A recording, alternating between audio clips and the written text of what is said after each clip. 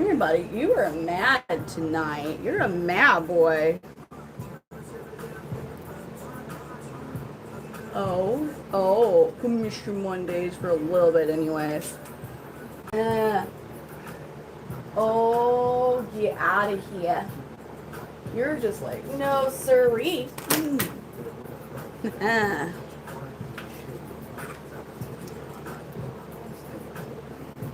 Mondays.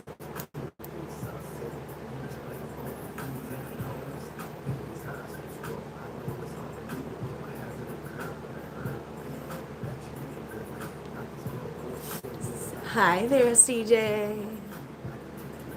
Still got Mr. Mondays all grumpy.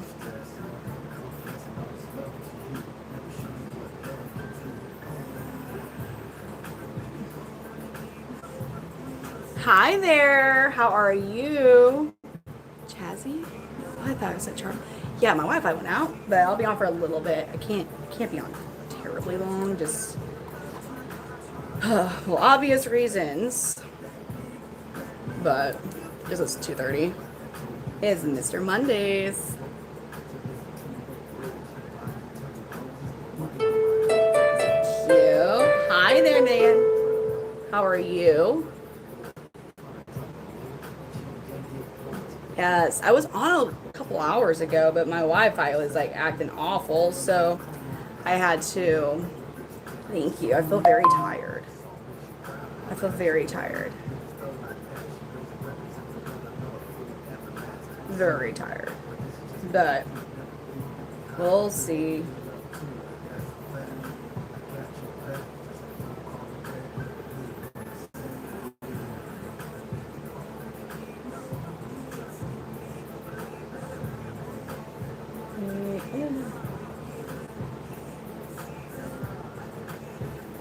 All right, sorry guys.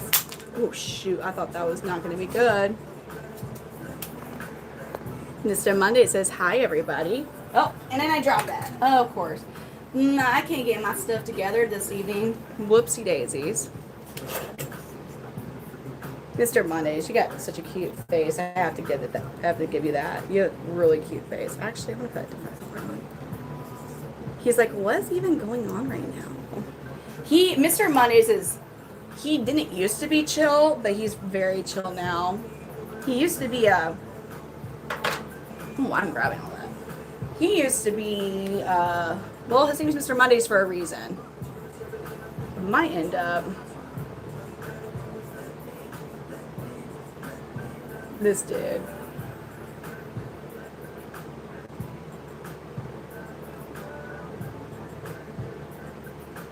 Oh, no, I miss it. All right. Hi. Look at his eyes, though. His eyes are so much cooler than mine, and his vision's just insane, out of this world. It's so late, though, is what sucks. So I might move. I might have to take you all upstairs in front of my. You guys over here haven't seen my neon light, my neon sign for Midwest Panther Chameleons. It's pretty freaking awesome. Oh, Mr. Mondays. Oh, listen. You want to see something and you're going to be like, maybe not. Hold up. Let me show you something. This was one of the silliest pictures I think I've ever had. Okay, I was pregnant, and I was just, I don't know what the hell I was doing, to be honest with you. I was chilling with my dog, like my dog, and on the couch. I gotta find the pictures. This is so hilariously, so freaking ridiculous of a picture I'm about to send you. Maybe. No, I know I sent it to him.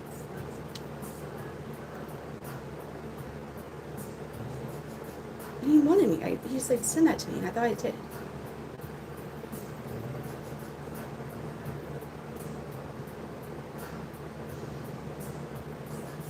Oh, stop it. I do have a snake. No, I'm not going to, because I got lip gloss on. Look at him. He's like, what you guys doing and talking about right now? I'm trying to find this silly picture. I have one snake. His name is, you know what? If y'all want to, because I need to get their lights off. I never show my other reptiles. I can't really take the phone in that room because for some reason that side of the house is like my Wi-Fi will drop in that room. Dirtsicle is good as far as handling because I can take my phone. It might get a little sketchy back there, just so you know. Real quick. February 18th, so this would have been.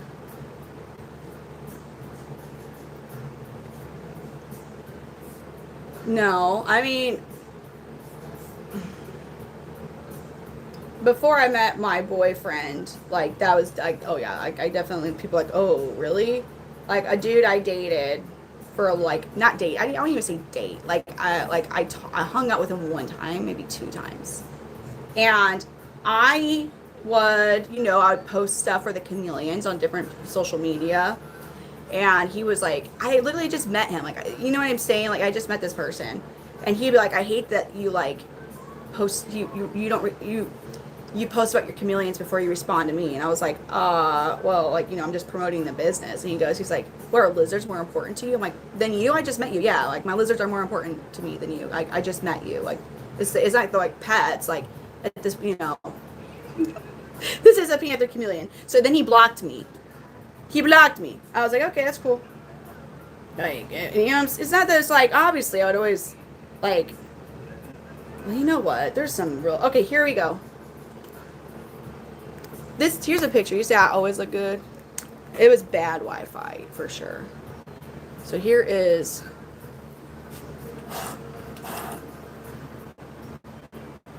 I love Panther Chameleons. I cannot imagine my life without them. So here we go. We'll wait for it. Hold on. Okay.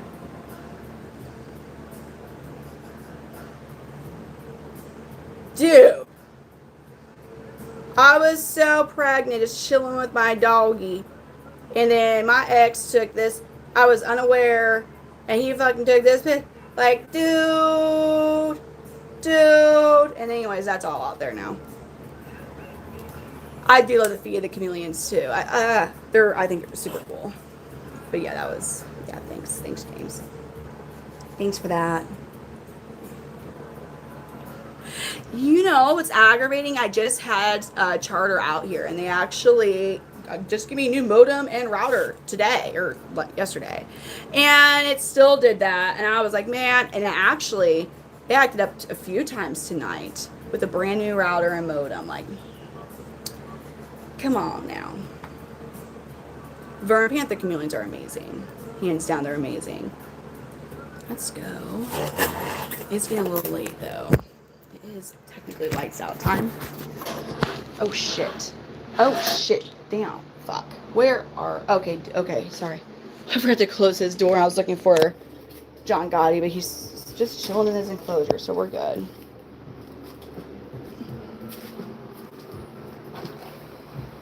Why is it amazing how I handle? Like, are you saying because they're chameleons? You ready? You got to go. Oh, and your mister's going off. I could get the lights. Hi. Really? You'd hold the crickets? I don't like the. Hold on. Ooh, did you get on your? There we go, because that was just going in the area it shouldn't have gone on.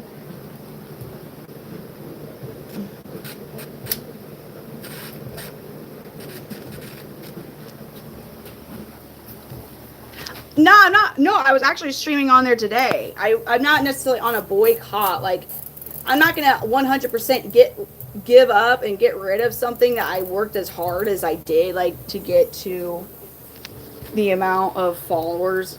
But you know what I mean? Like, I have, like, I don't know. I have over 70,000 followers there. And I know it's not, like a huge amount, but, like,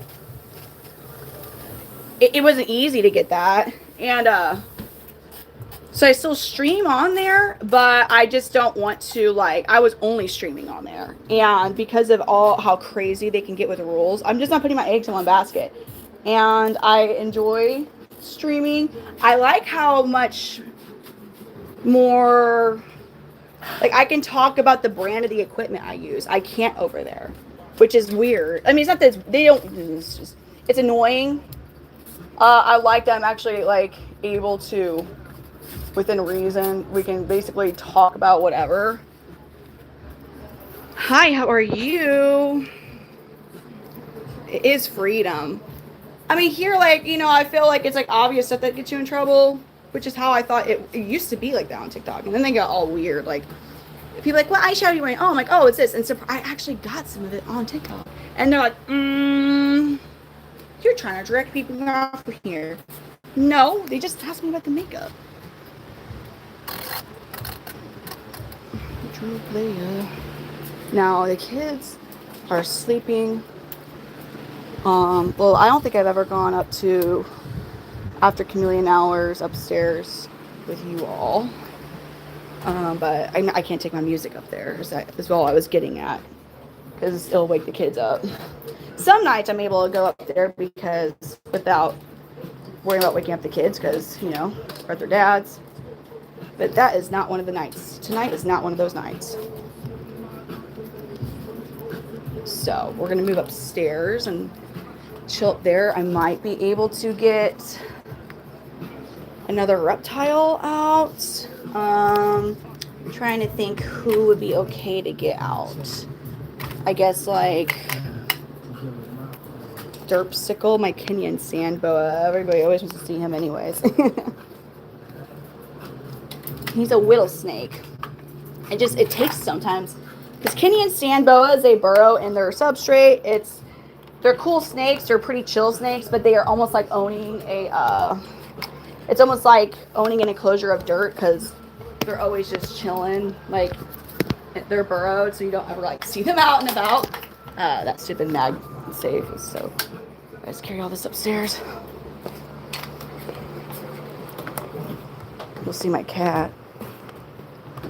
The dogs are with the kids. Hot mess eating. Hey, Kiki. Catalia. Catalia. Meow. I just get my phone thing. From France? Yeah, my kids are. That's one. I don't like to stream with them awake. I don't think, like occasionally, like I'll let like them on for a little bit. I just don't want them to be in my streams for the most part, just because here, I think I've, you're on the internet, you don't know who's watching, but you can get a good amount of viewers over in TikTok, and I don't want, yeah. You get what I'm saying.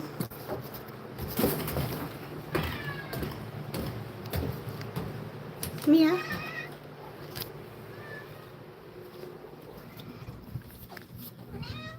Oh, Kiki. Meow. Oh, you're so happy now.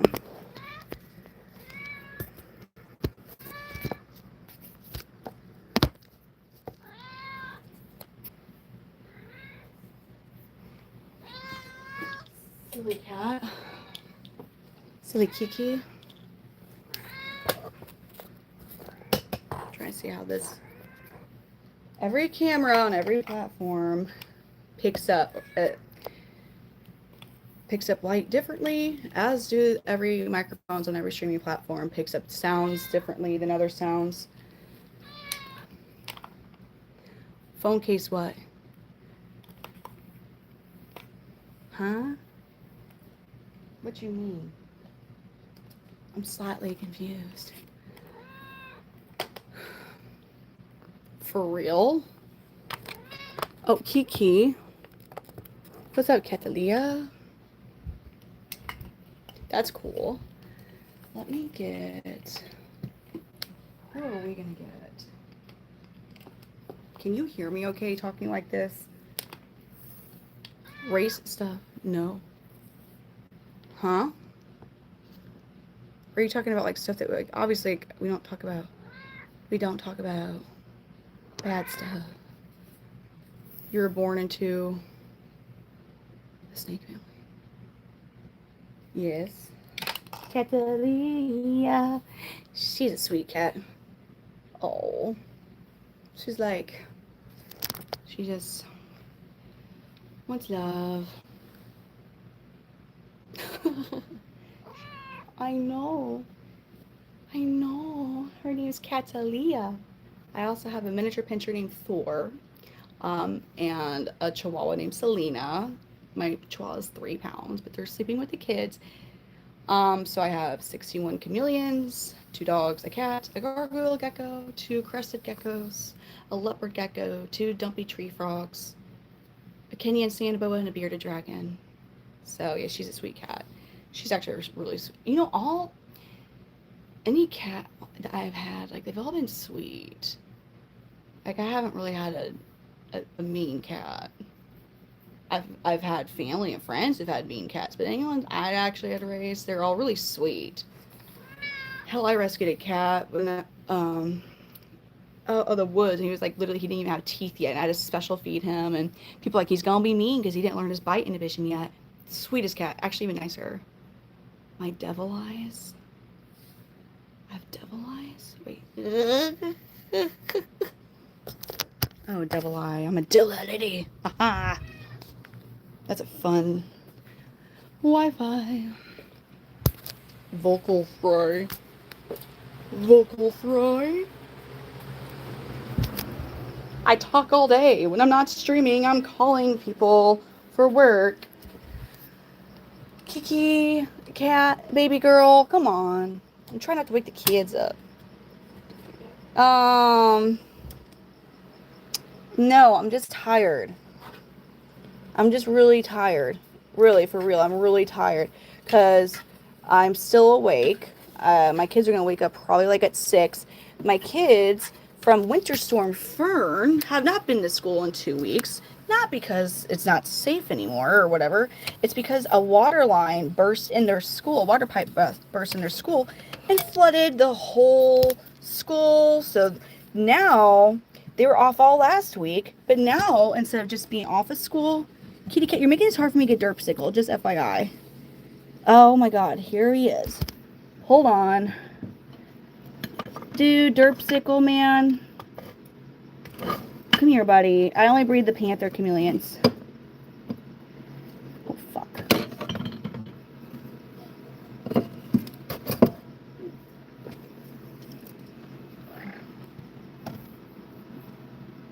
Okay, got him.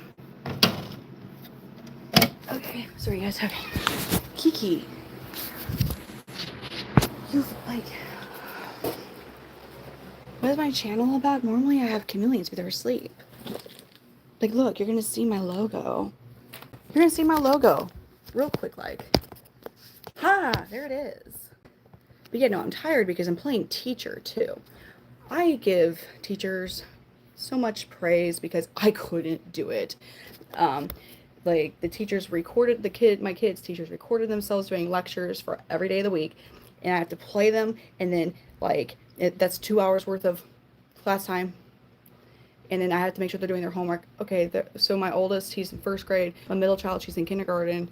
My youngest, he's not having to do all the schoolwork. But, like, you know, it's hard. It's not that it's hard. Like, their schoolwork's not hard, but setting them down to the structuring of it is difficult because I'm still working at home, you know? This is Derpsicle. He's a Kenyan sand boa, and he's full grown. He's full grown. So he is a snow morph. He doesn't look it, he's actually an albino. He's full grown. Very chill snake, a very chill species, not aggressive, but they're like little. Look at that face.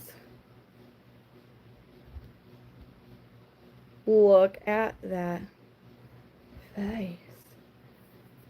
I'm a saleswoman.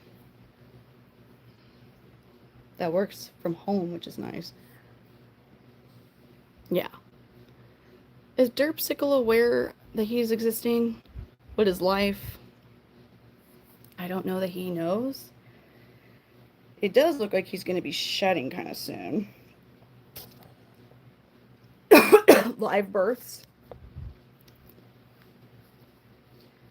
I mean...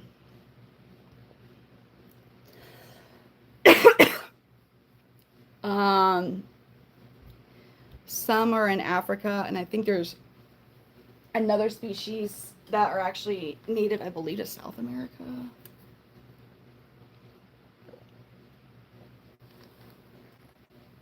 Oh, yeah. Um, I like animals. So we have weird tricks.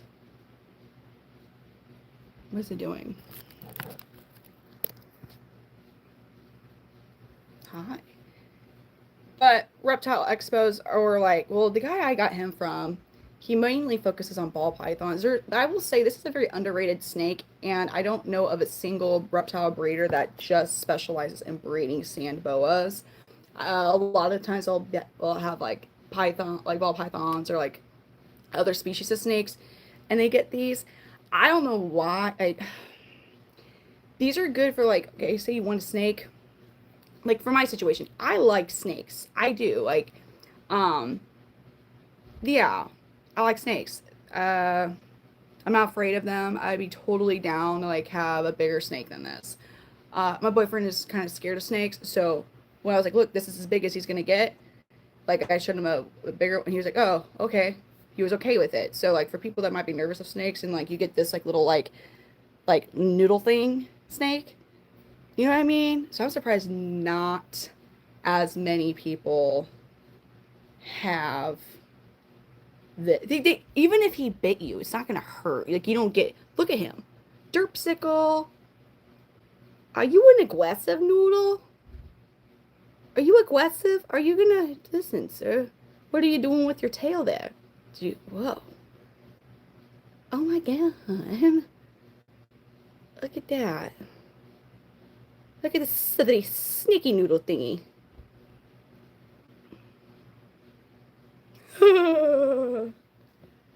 He's not available. This particular type of sand boa, this morph, oh, I want to say he was like $200.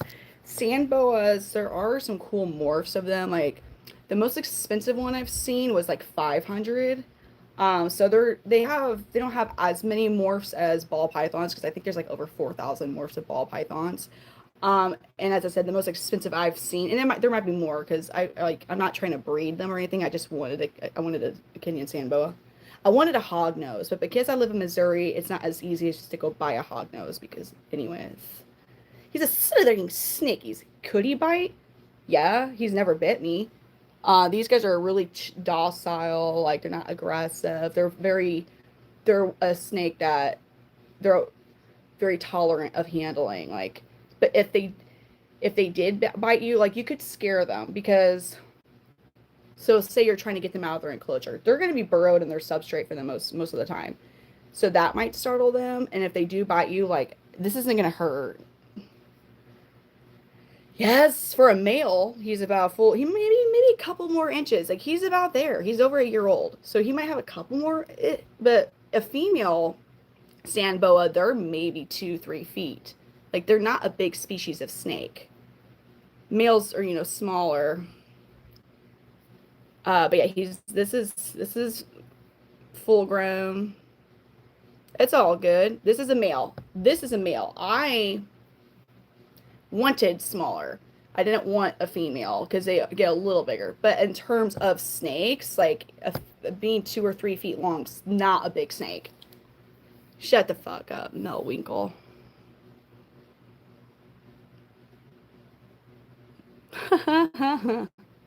Listen, it's like 3.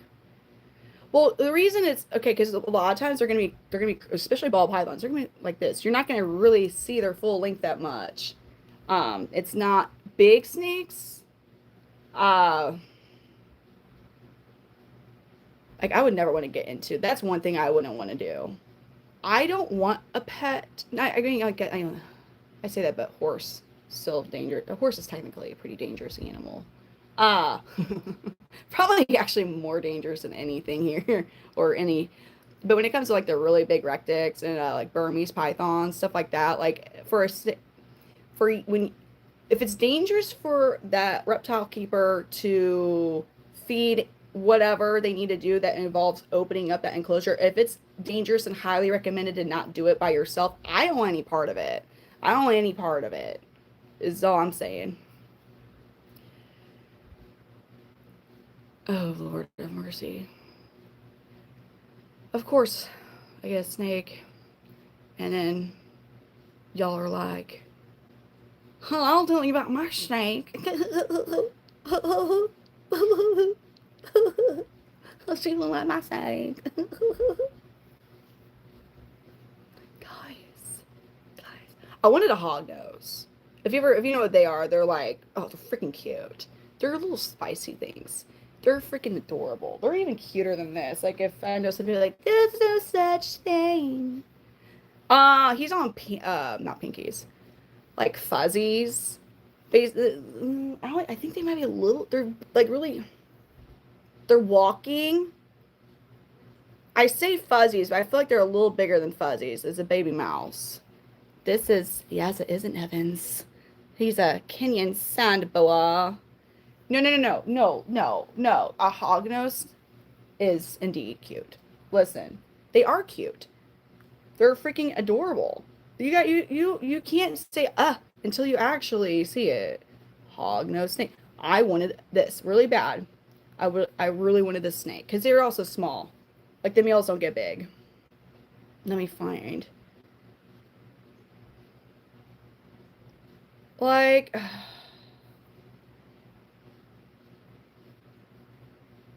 oh, it's the best.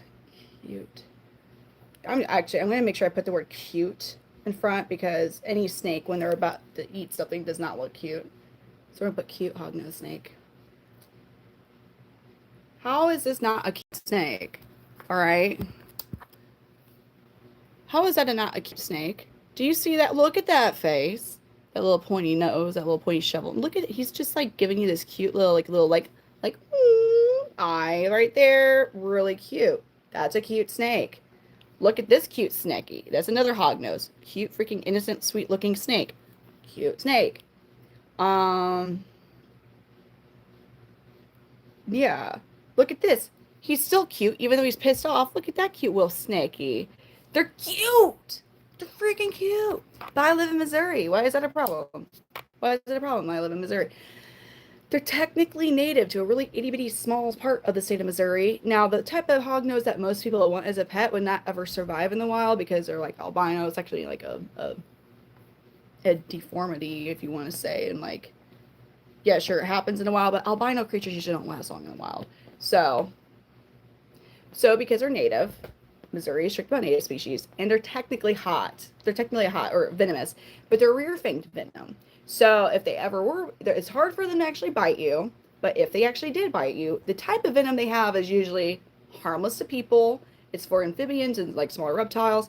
Usually it's just like a little, like maybe like a bee sting at worst, unless you do happen to be allergic to it. But that's like most people are not. Anyway, so it's not. So it's considered in Missouri dangerous and native. So I can get one, sure.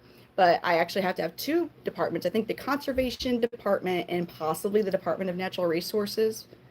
Maybe not DNR. Is it the DNR? I just have had bad experience with DNR. I know conservation department.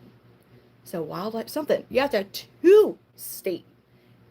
Check everything out at your house and approve everything for you to get the permits because it's venomous and native. And I just don't want them at my house because they can show up whenever too. Once you get that, when it comes to that stuff, they can just like, hey, we're here for an inspection. It's not that I would be doing anything wrong. It's just, yeah, look up. Like, there's been times that, like, I mean, I just would hate for some reason, whatever, like, with the chameleons, because I have so many chameleons. I don't know. I just don't want the snake to be able to pop up at my house whenever they want to. You know what I'm saying? Does it do it? No. It doesn't. It's not. They're a very... So like if I really wanted to get a hognose, I could go get one right now. I know how and where to get them. They're not expensive or anything. But I could never talk about it. I could never upload videos of him. I couldn't be sharing him. Exactly. You have to have two, though. Like, you actually have to have two because it's native to Missouri. In a very small section. A lot of people argue if they're truly actually native, but it's a whole different side rant thing. Well, there's eastern and western hognoses. I forget which. There is one that is pretty. I forget which one in Missouri. What is it? Okay, I think the Western. I think the Western is the one that people get as pets. And I believe Missouri has Eastern that are, there's a lot of them here. But there's a little itty bitty section of Missouri where there's Western. I'm sorry, yeah, Western. Yeah, Western hognoses. I'm such a criminal. Yeah, well, that's, yeah. I just don't want to open that door. You know what I'm saying? Like, you can look up. There's so many like scary per se stories with like the wrong animal getting euthanized. Oh my god. Or people getting fined. Like there's a girl, and this is all over. It was really stupid. This was in Missouri, not in the same county I live in, but it was still rural. Like it was still more of a country county, so I was kind of surprised of how it went down.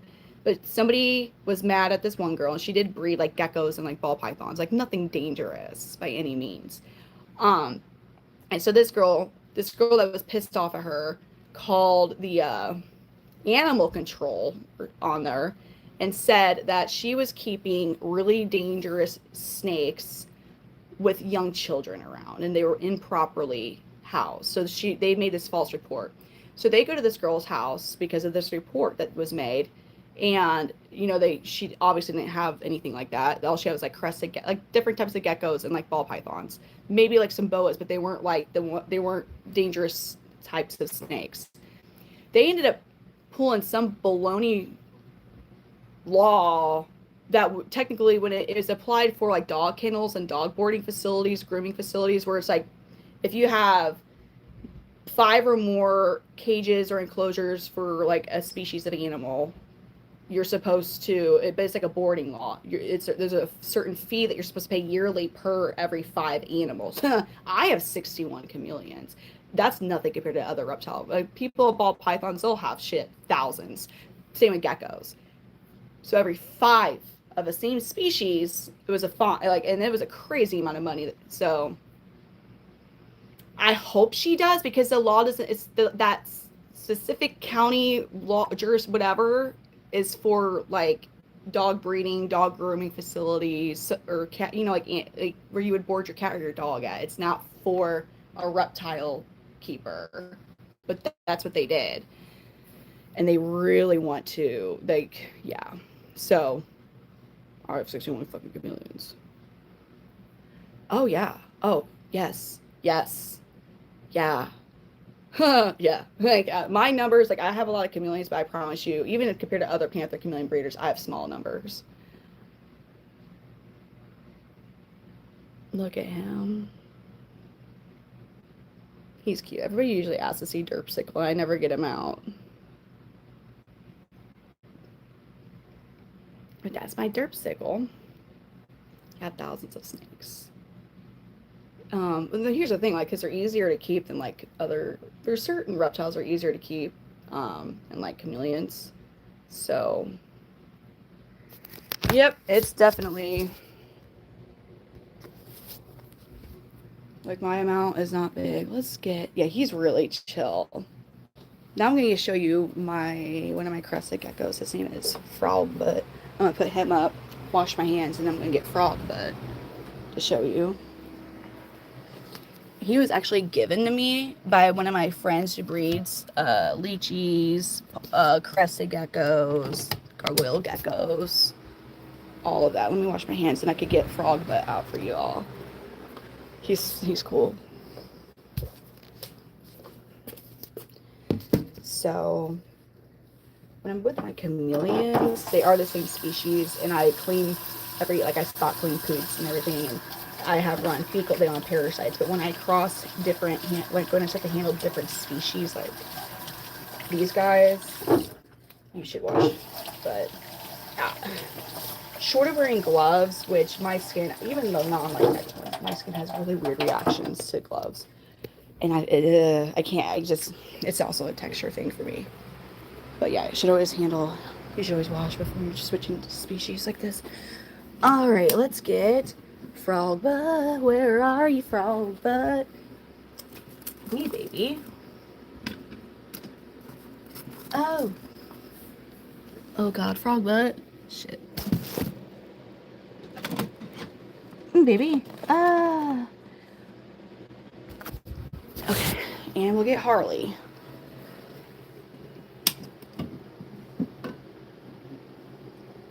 Okay, hey, let's do this.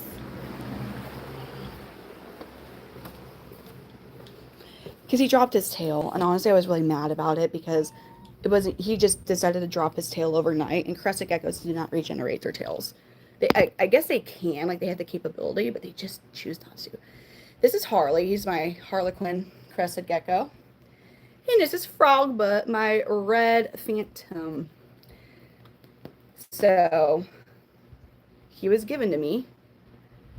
I did a live in my friend Paul's basement. He breeds, and he gave this one. He just gave it. He's like, "Hey, thanks," because like he made decent money in sales that night when I was doing a live in his basement. Like, this is a $500. This is a $500 crested gecko. This is a. He gave him to me. I'm like, ooh,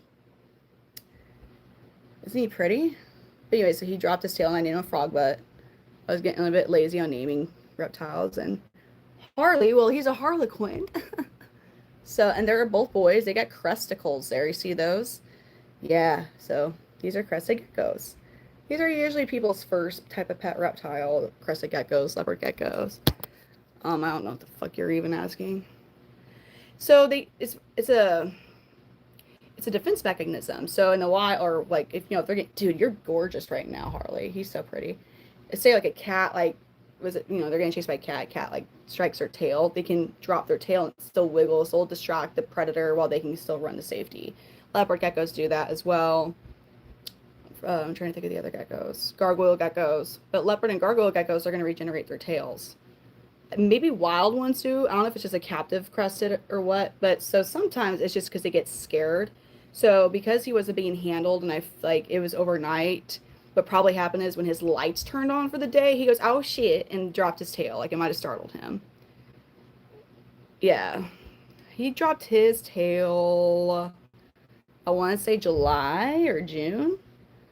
It was shortly after I brought him home. He's about to jump. Yeah, it's a defense mechanism. I love his like olive green. What are you doing, homeboy? Yeah, he's cute. They're cute. I love the way they feel. They feel very velvety.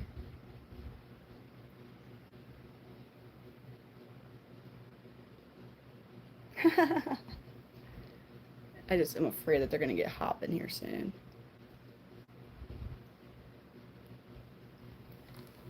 Not all. Well, like these guys will not regenerate it. At least, like from what Paul told me, they're capable of it. They just don't. Like they have the same mechanisms to be able to regenerate their tail. They just don't. Now I don't know if it's maybe ones the wild do or what.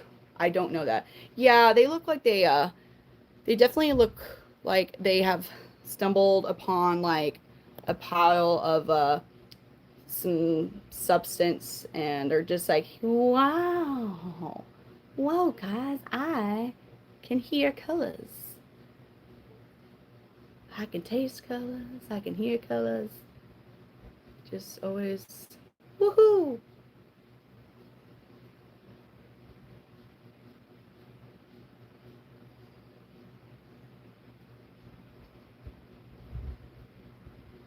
Or, yes, I think so.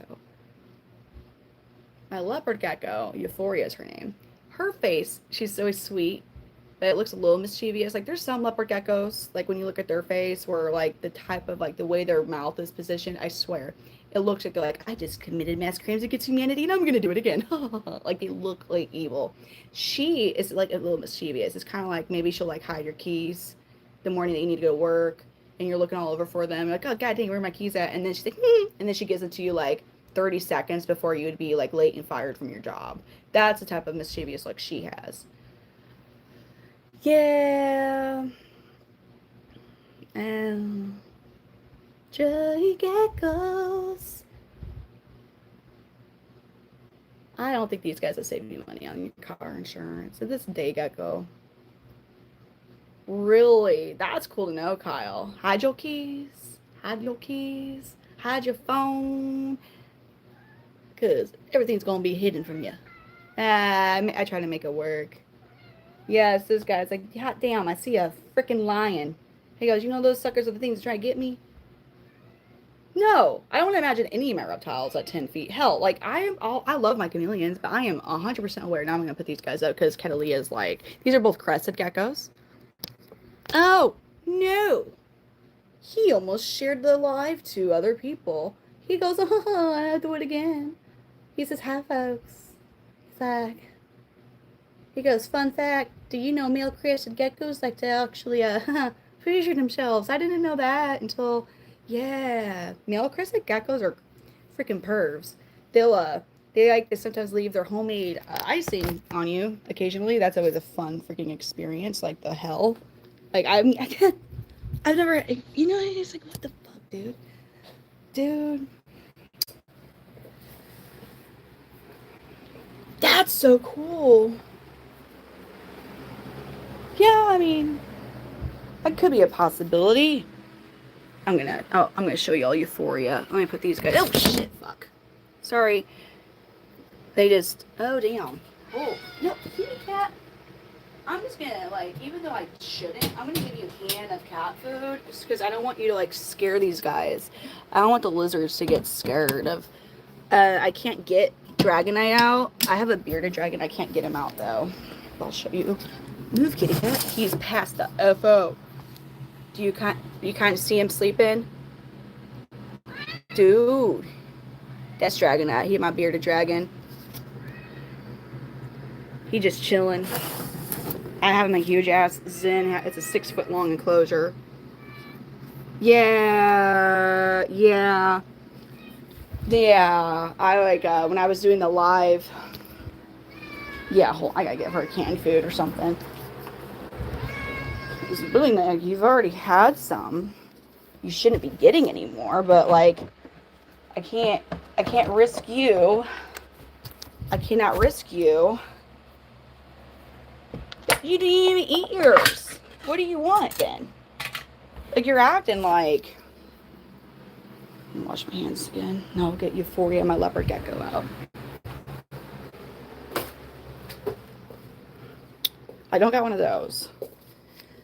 I can't. Some people just call them the Jesus lizard, but I'm forgetting their other name. Not like their Latin name, but their other like common name. I'm forgetting like what it is. Balsamic? Is it balsamic? I forget. Hold on. Dude, CJ. So when I was at Paul's, his gecko basement's what I call it, because like it's about, I'd say about like a 1,500 square foot basement, and it's so cool. It's such an amazing setup that he has going on.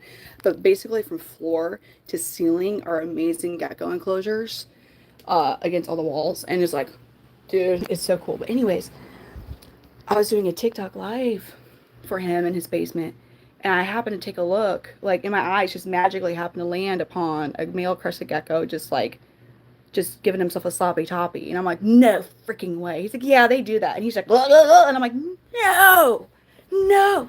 He's like, yeah, they do that to themselves. And I was like, get the F out. I'm like, a freaking crested gecko, a freaking lizard. He's just like, blah, blah, blah, blah. I'm like, no fucking way. And he would like, no. Kid thinks that they're cool. Hey, baby girl. I got euphoria. Hey, baby. Oh, fuck her. Yeah. That's what I would think it was. Your day gecko does that too, Danny? I didn't know that was a thing with lizards. Like, I've never seen a chameleon do that. Like, the little bit of innocence I had left in my 33 years of life, like, disappeared from my head the moment I saw a freaking lizard giving himself a sloppy toppy. I'm like, fuck that. Oh.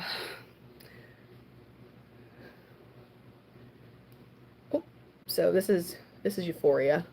See, just a slightly mischievous look in her face. Nothing like overly crazy. Actually, she looks pretty fucking evil right now. Where's your sweet smile, baby? You kind of look like a really mad anime character now. Like, you're definitely the bad guy now. Oh, no. Really? Maybe it's just an angle for her. She's like, there we go. There's a T-Rex, guys. I don't care nothing about what you say. I wish Missouri had cooler native lizards. A Pokemon villain. Definitely on Team Rocket's side. This is like one of those Team Rocket, like, every Team Rocket member definitely had one of these. She's like, so she's looking at the cat like, F that creature. She goes, I hate that thing. Believe it or not, there's some leopard geckos that have like crazier, meaner looking faces than that. Or some of them are like, some of the looks on some of the leopard geckos' faces, like, I'm on the Epstein list. Like, that's another way that they look. But she, until today, like, I thought she had a slightly mischievous look. Yeah, no. Actually, she started to get a little bit more pleasant looking. She goes, this bitch. Why would I not be comfortable with my own pets? First of all, she's not gonna hurt. Even if she bit me, like, it's not. Okay, my reptiles that I own, there's two I would not want to get bit by. My bearded dragon, he's super chill and gentle, but bearded dragons can have a gnarly bite if they actually do bite you. My first lizard is actually a Panther Chameleon. His name is Redline. I had no reptiles prior to getting into chameleons 6 years ago. But I wouldn't want to get bit by my bearded dragon, Dragonite, nor would I want to get bit by my yellow giant Parsons chameleon, Banana Man. Yeah, well, he's huge. That's the biggest type of chameleon there is. Yeah. Are they, Danny? Well, she's a really pretty cat. But how much was she? Most of my other reptiles that are not chameleons I didn't pay for, to be honest with you. I usually have like, they're like, hey, we'll give you this in exchange. Can you do like a live at our pet store or whatever? And then I get like, Paul gave me one of his red phantom, like frog butts, a red phantom. Hold on. Other than the typical. So did I have pets growing up? So when my mom and my dad were married, I had a dog. I always had a dog or a cat. And then when they got divorced, my dog Lizzie, she was a big dog. She was like a black lab chihuahua mix, and my mom had to move into an apartment. And we couldn't have, like, she at 6 months was 100 pounds or close to 100 pounds. Like, she was a really big dog. We couldn't take her. And then I had, and she couldn't afford the pet deposit. So my grandparents took Lizzie, my black lab, and my cat Chomper, who was a black cat. Chomper he ended up, hold on, so what year would have that been in? That would have been like 2003. So he was alive until, God dang it. He was alive until like 2022. Like, that cat lived a long life, actually. But my grandpa had him. And then he's a real cute one. Derpsicle cute. And then when my mom, so then I got a Maine Coon cat. She got me a Maine Coon when she could afford a deposit for a pet. And so I had him.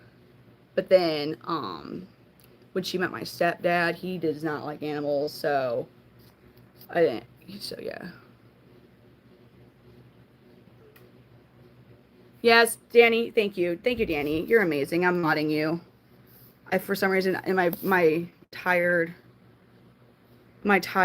brain, I was thinking like you were one, because you are one.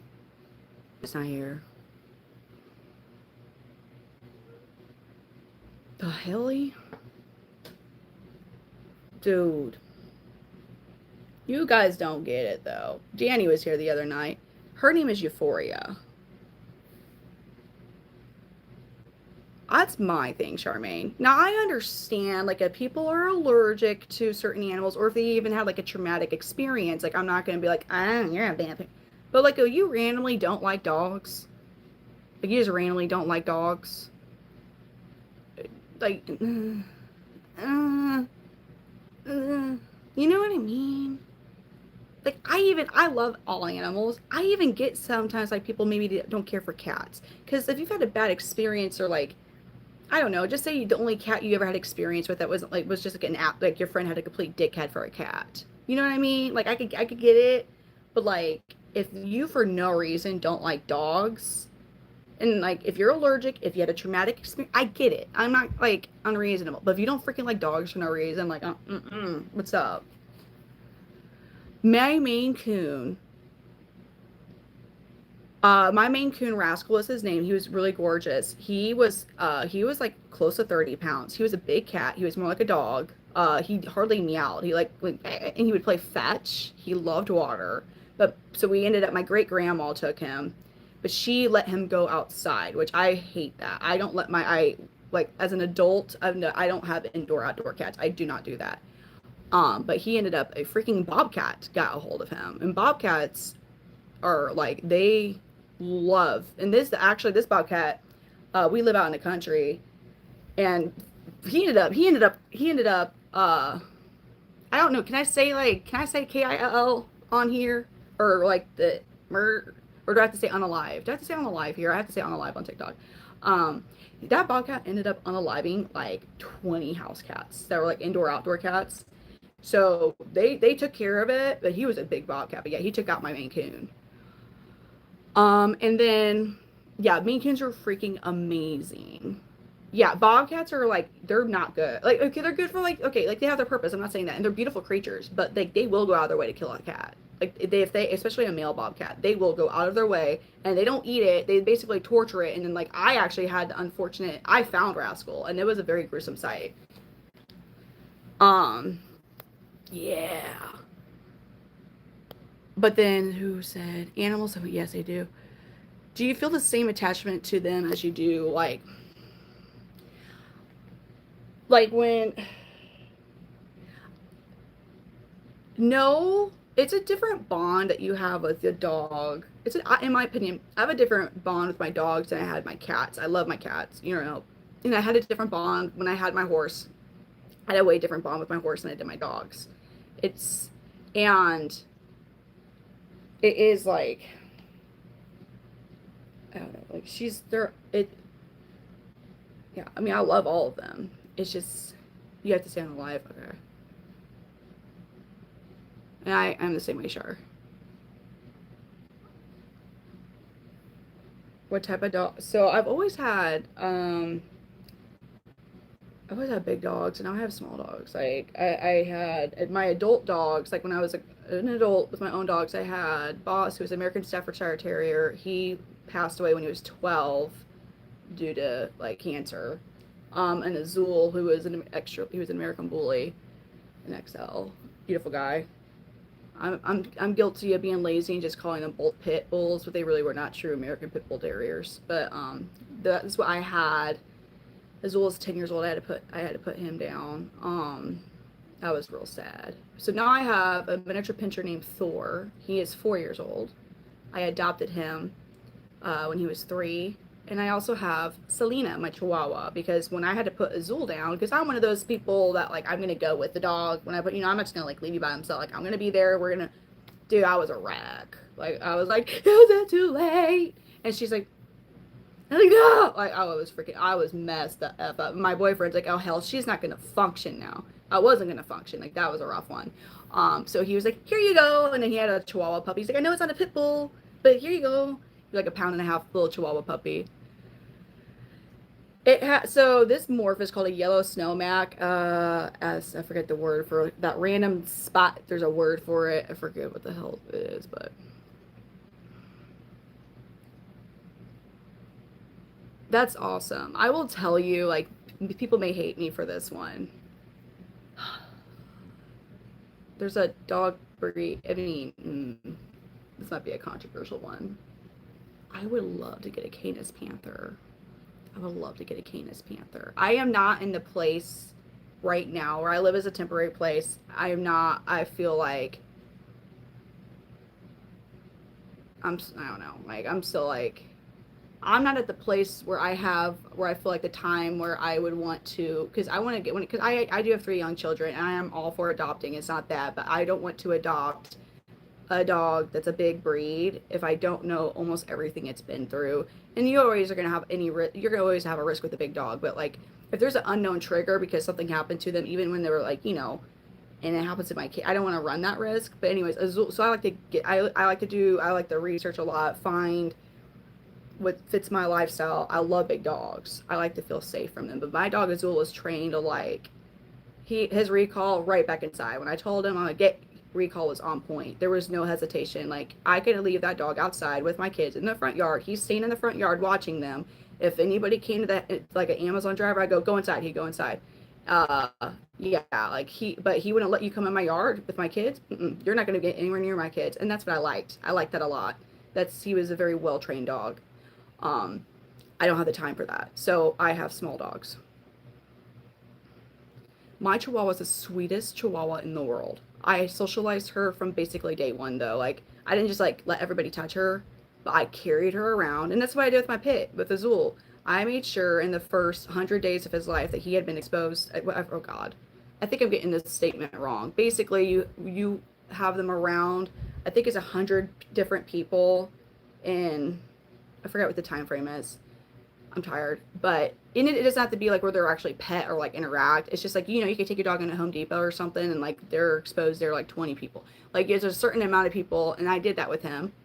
He was not. Dude, it's crazy. It does. But Selena, I socialized her, and she's a sweet dog.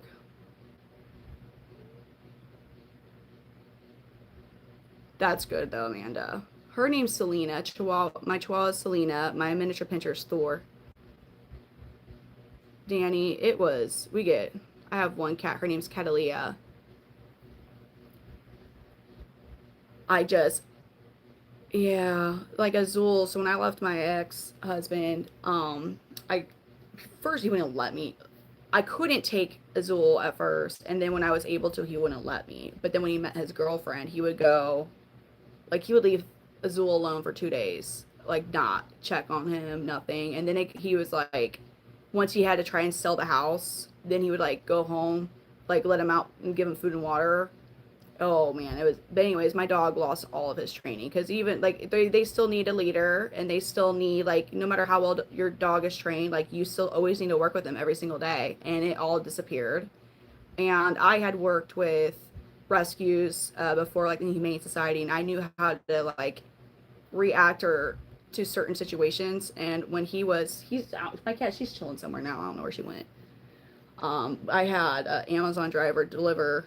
He was delivering something, and he was in a new house, Azul was, and he was barking like crazy. And the reason I was trying to redirect and correct him is he actually at one point had busted his head at this house I'm in now through the glass window on my front door.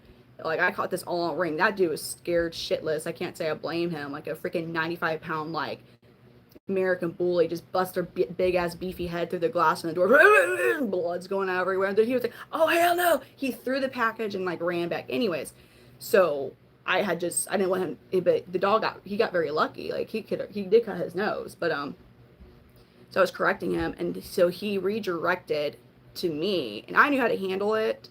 So where I didn't get bit or anything, but he redirected his anxiety of like alerting about the delivery person to me. And it was a hard choice because I knew the thing is, I was like, dude, like my kids wouldn't have known how to handle that. And so, yeah, that's why I had to end up putting them down. That was a rough one. That was really rough. It's like I worked so hard to be able to get my dog back. And then I had like 3 months after I did. Of course, I've had lizards poop on me. She's not. It will happen. There's like some of my chameleons, they almost like prefer to not be in their enclosures when they poop. Yeah, it was freaking sad. I loved Azul.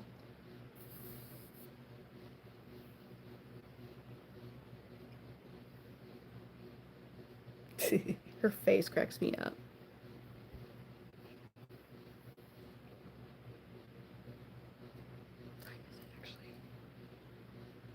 Brittany? Oh, Britney Spears.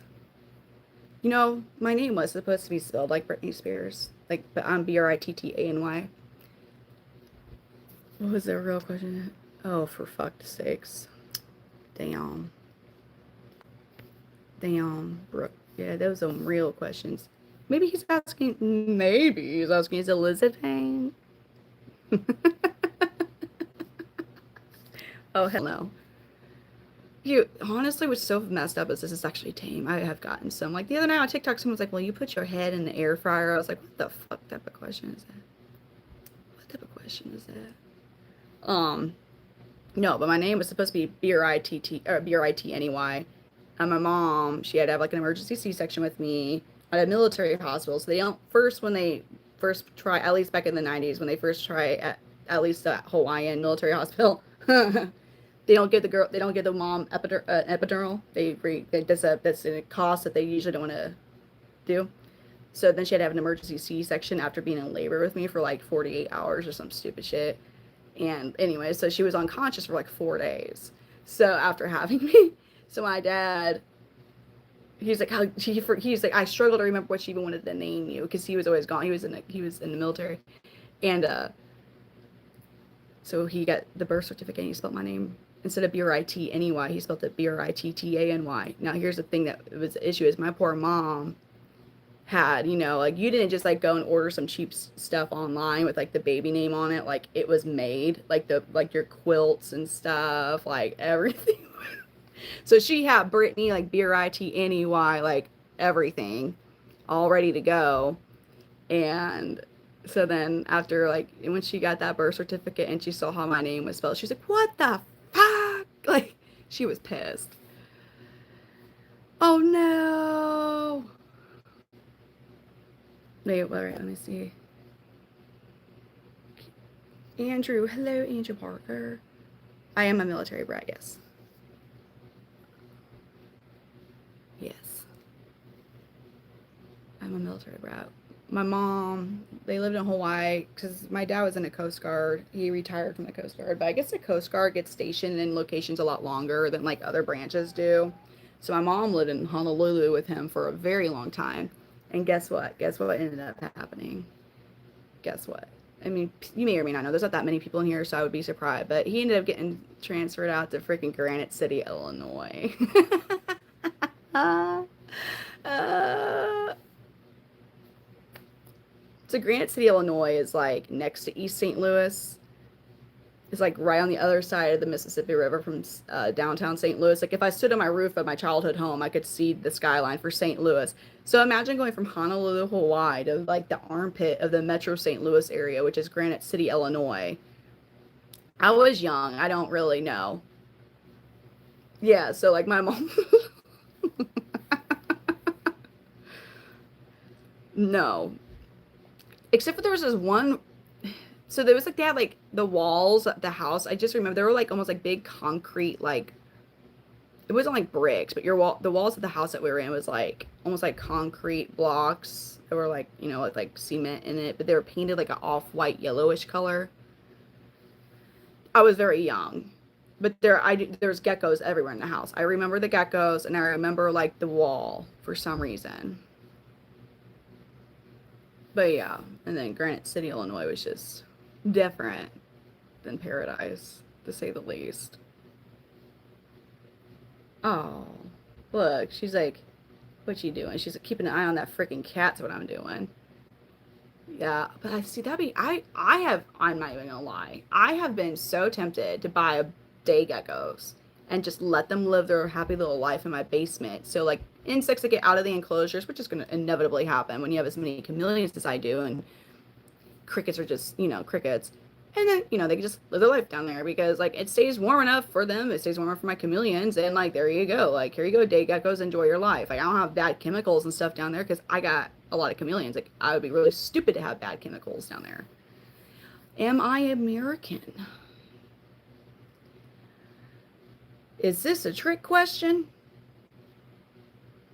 Because if I say like, if I live in the United States and I was born in the United States, and I say yes to that question, then if people are like, no, you're not a Native American. So that means you're not. So you're like, whoa. Okay, I'm joking. I'm giving you a hard time. Yes, they do. They love those plants. I know Hawaii is a state, I know Hawaii is a state. I'm saying it's a bit different from like imagine living in Hawaii for freaking 10 like I'm my mom, like my memory is just like because I was young.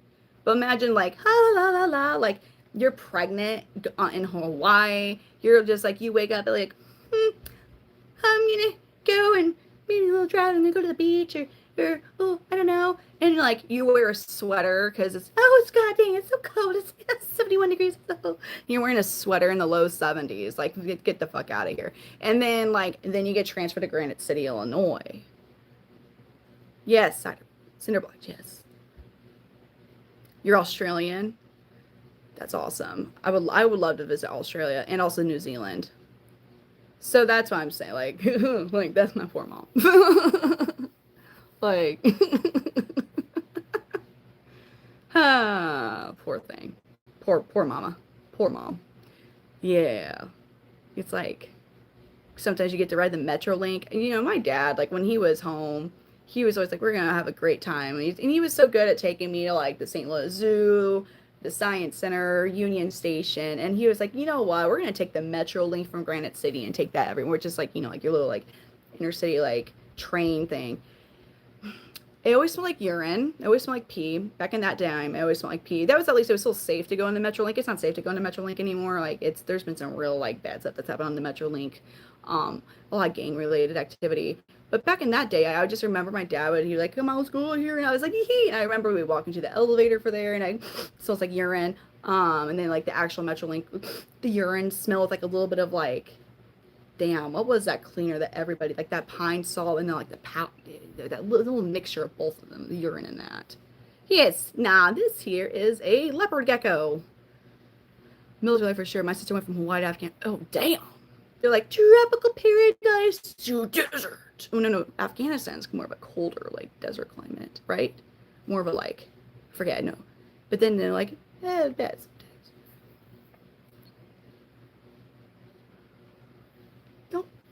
please don't be scared of this thing. I mean, like the tail feels like a damn grub.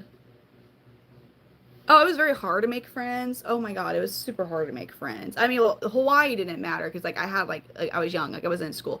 I made friends with Granite City. Granite City is like it's like a blue collar town. Like there's U.S. Steel plant there, and so like almost all of us except for one of my friends was actually a Bush family member. I didn't realize it at that point, but she had a really nice house compared to like the rest of us, and I was like, just then we were all just really good friends. um but so like Anheuser-Busch, she was like part of that family. I forget exactly what, but anyways. But basically what I'm saying is Granite City, like everybody was like kind of like really similar income bracket, and a lot of times the U.S. Steel, like they would shut it down. Like I remember some of my friends, like their dads would like no longer have a job, and it was like, anyways. But like to be cool when I was a kid in Granite City, Illinois. If you remember when Burger King had those Pokemon balls with the Pokemon in it back in the 90s, and then they quit making it with the damn Pokemon ball because like kids are like unaliving because of it. So they're like, oh god, this is bad, and like they got rid of the Pokemon balls. But anyways, back then you're a cool kid. You had all the Pokemon, you hooked them on your pants. If you had like holographic Pokemon shirt, super duper cool, really cool kid. Trampoline, yeah, trampoline in your backyard, you're the freaking shit. I had a big ass playground in my backyard with a nice steel slide that like burnt you like really bad in the summer, but you know what? I was cool. So really cool, loved it, great time, loved Granite City, had a lot of friends. And then after they divorced, my mom was like, I gotta move to go to Overland Park, Kansas now for my job. If you don't know anything about Overland Park, Kansas is like one of the really, oh, I forget where it ranks. Very rich area, very yuppity area, very, very, like, like very different than Granite City. Very different than Granite City. It's, I don't know, 4, maybe. Yeah, I'm not, you think I'm 20? I just talked about Pokemon balls from Burger King from the 90s, and you think I'm 20 years old? I got to experience when, like, your fast food restaurant, your main fast food restaurant joints were making toys that were, like, dangerous unknowingly. And, like, that's the time I got to grow up in. Oh, no. These guys are like, eels. Yeah, Overland Park, that was hard to make friends. thank you. This is a lot. I like doing these. It's different. It's easier here. Yeah, what from Overland Park? Yeah, Overland Park, Kansas is like entirely different than freaking what does it rank? I think it's like rich enough to rank in a certain, is it Johnson County? Now I'm just curious. Overland Overland Overland hold on, Overland Park median what's Overland Park median income?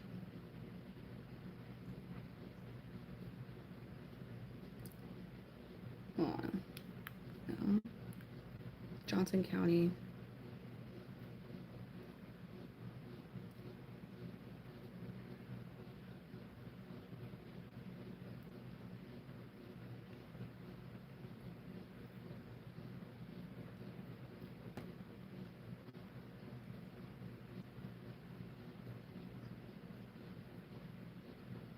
It's in the top 100 highest income counties in the United States. So it's like very, well, nope. I've been attacked by a 4-foot long iguana when I was super duper intoxicated, and I thought I could Steve Irwin it in Mexico, and it didn't work out in my favor. I can tell you that much.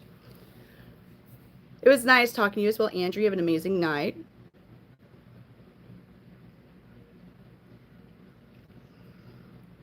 My parents moved me from California to New Jersey when I was 12. Total culture shock.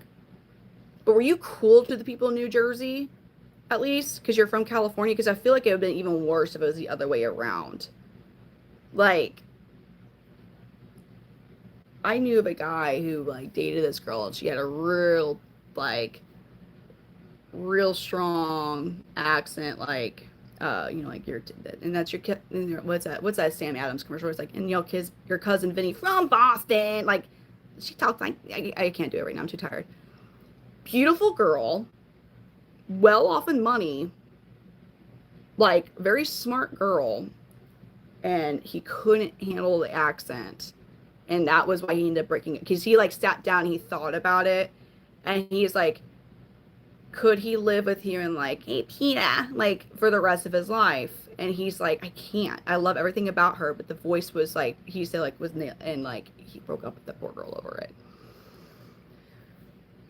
Bye. My name is Brittany. Brittany. Dude, eels. Who else is also, in my opinion, like I'm happy they are limited in their size, or like octopus. Like honestly, those things would be freaking. I think octopus, praying mantis, jumping spiders, probably will throw ants in there. Could just take over the world if they were large enough. I know jumping spiders are hella intelligent, like extremely intelligent, and like yeah, they're cute. Damn. Yeah, that's right. I forgot about that. Like, eels are a complete mystery. I'm gonna put her up.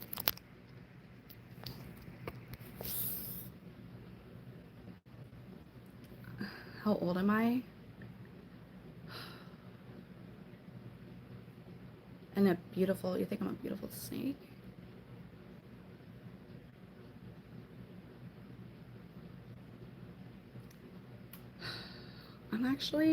I'm 62.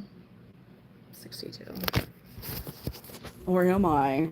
Oh, fuck that. Oh, fuck. Oh, goddamn, girl. No, baby. She gave me a whittle nibble. It's okay, baby. Oh, wow. She gave me a little, it didn't even hurt. It just startled me. We're going to go back in the enclosure. I hate putting her back in her enclosure because she gets all wigged out about it. Bitch, you jumped. You straight like one. Yoink. Here you go, baby. She goes, I'm done being handled for the evening. I don't want to crush your tail. There you go, baby. Oh my god. She gave me like a little love nibble. It didn't hurt at all. It's not even gonna leave any type of impression or mark, but like she like went phew, I'm all like, damn, girl. It's time to go, she said. No, I don't have a deep voice. I'm trying to talk quiet without whispering because my kids are asleep.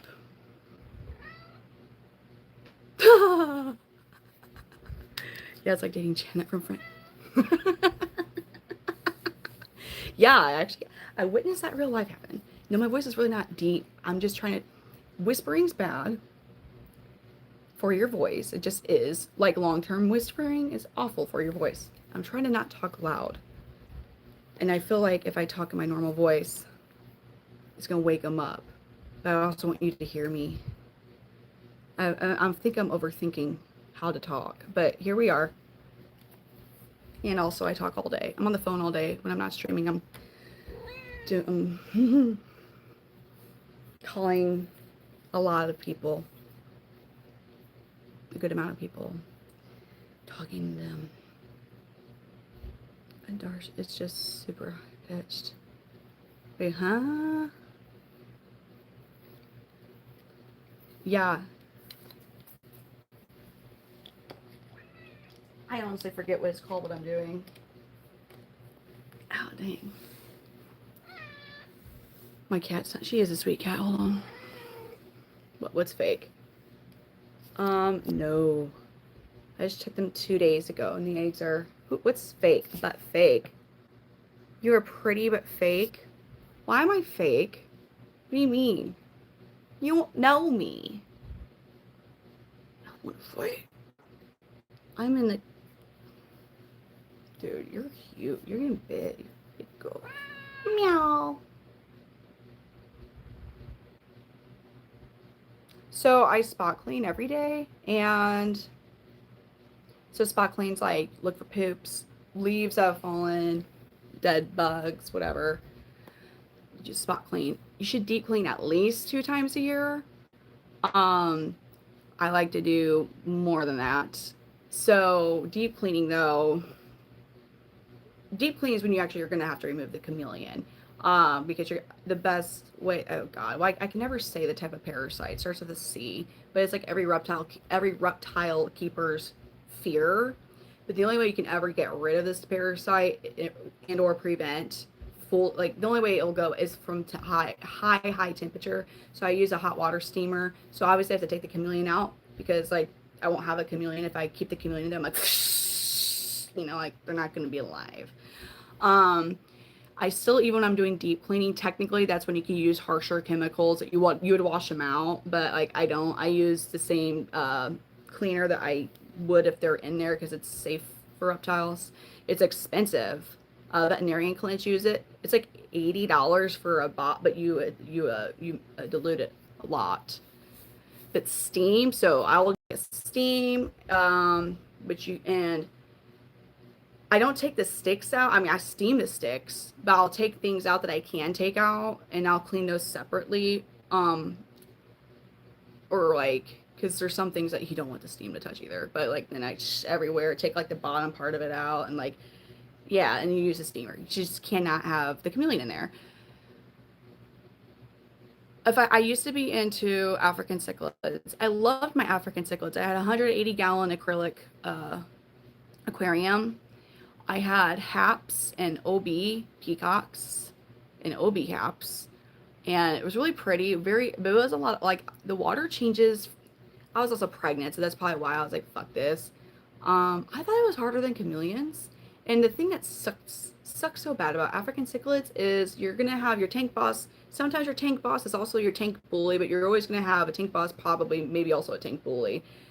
And you can have, and so your tank bully, you will probably have to put him in timeout, and basically he just loses his rank.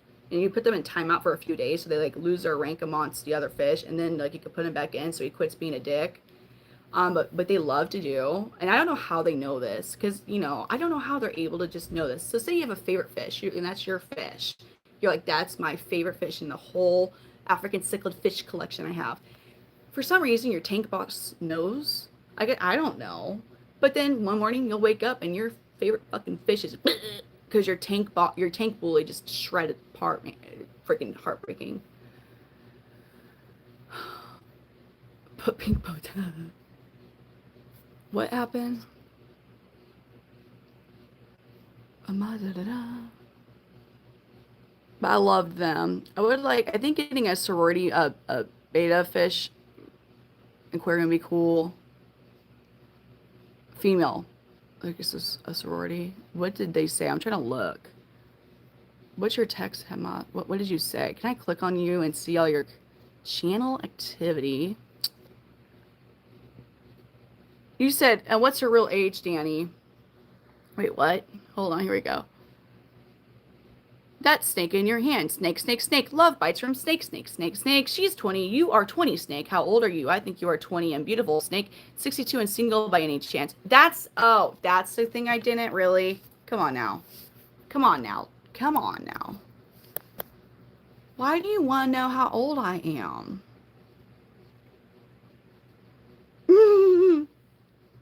Oh, the shark's cool. You know, a pufferfish. Was it the freshwater the freshwater ones? I think they're so cool. I know, but the thing is, like, you have to interact with them. Like, they'll get mad if you don't. Like, they need the interaction from you.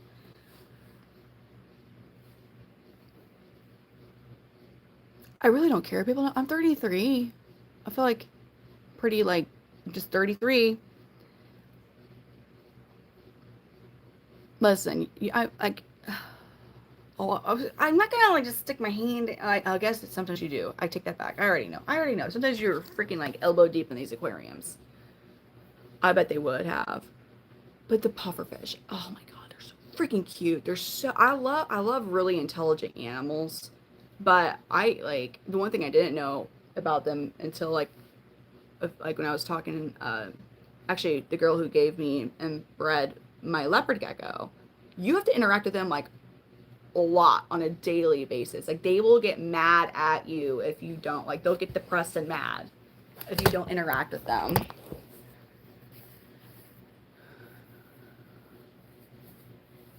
Whoa, no way.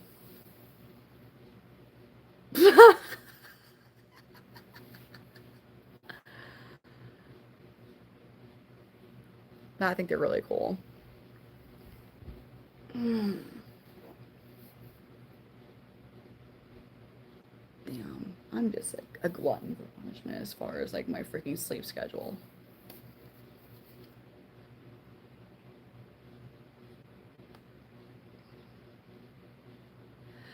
I mean, I will say, Johnny, I have been asked way worse, way more questions than that.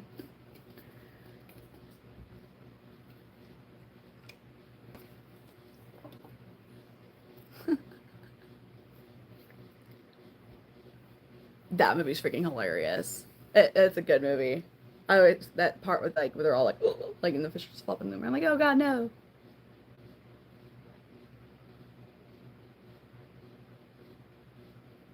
Kanye West, real one, yes sir. A light year. How far is a light year? Isn't it not that a light year is like the distance that light moves in a year? Listen here. I don't want quantum physics and all this shit. No. No. I have got my college degree. I have a BS in accounting. I graduated with honors. Do not ask me to do your stuff. No. Nah. I don't need to know nothing. Like I had a hard enough time going to Mexico, and I'm like, God dang, how fast am I supposed to drive? Because kilometers. And I'm not used to kilometers. I'm not. So I'm driving. I'm like,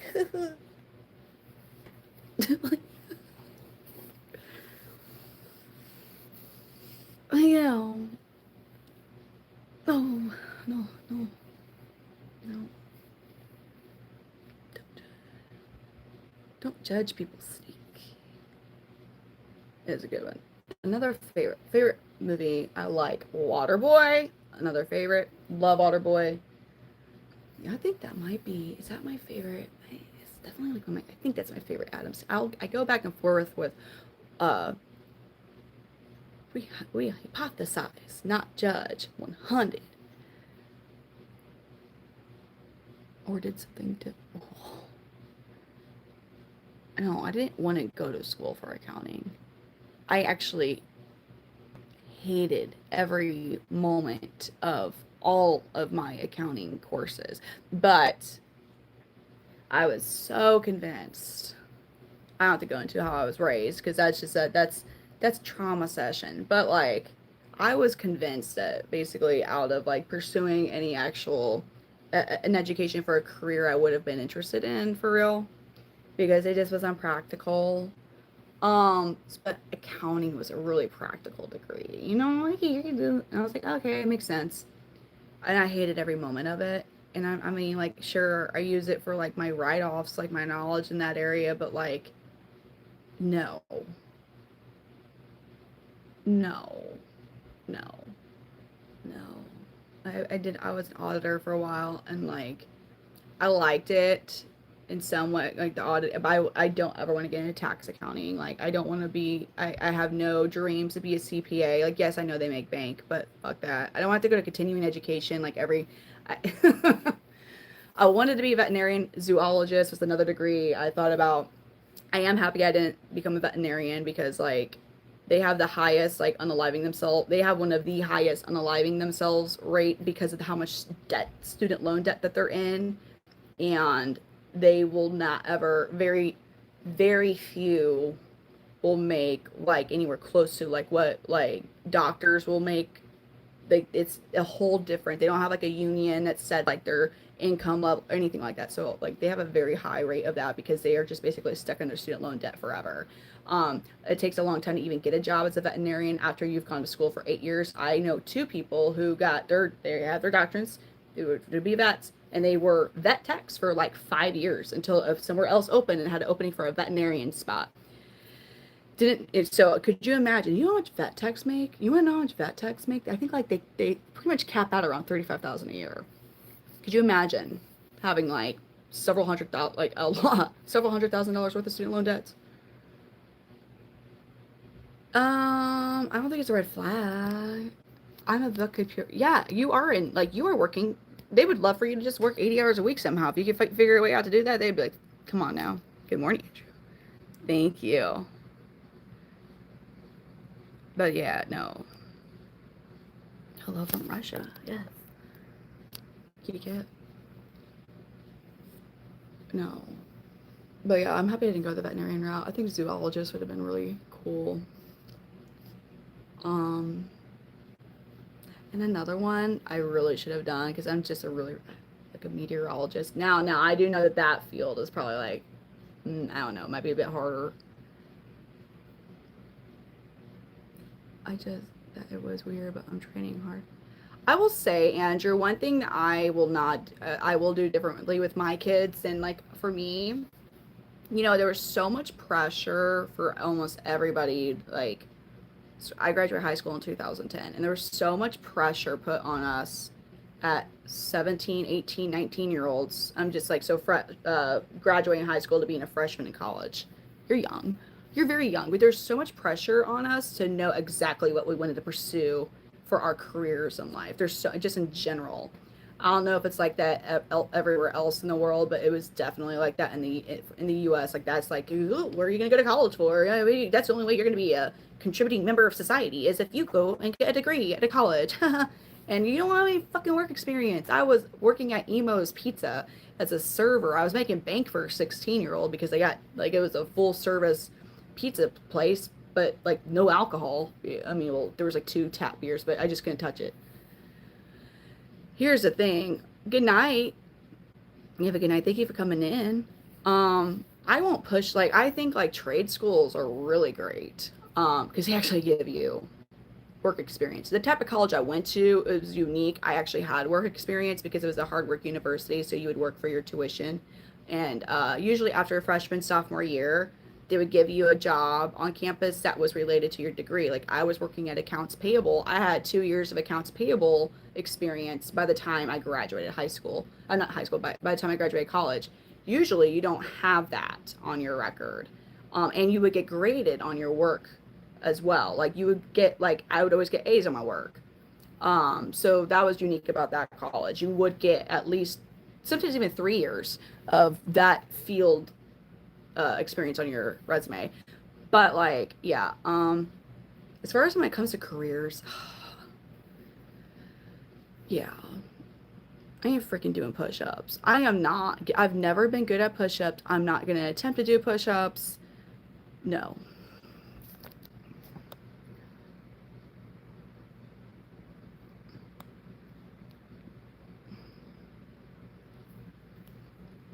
That'd be an awesome job being a detective. Although, man, I had a neighbor that was a detective in the St. Louis area. My old house, he would drive a while to St. Louis, but for uh for Grape and Moita though, like, and I could tell when that dude had a rough day because like he would just like I'd be in my kitchen washing dishes or something, looking out my kitchen window. I could see their backyard, and homeboy was taking like the longest drag out of a cigarette, and I'm like, he must have a rough day. Like he saw some stuff I would never want to see for the field the specific thing that he was like the like when Grape and like yeah, no, he saw some shit. And like he'd just be like, what was that, is it Matthew McConaughey, like when he's like taking that really long drag and that one like that where he was a bull rider movie, that meme I'm talking, that's what he would do.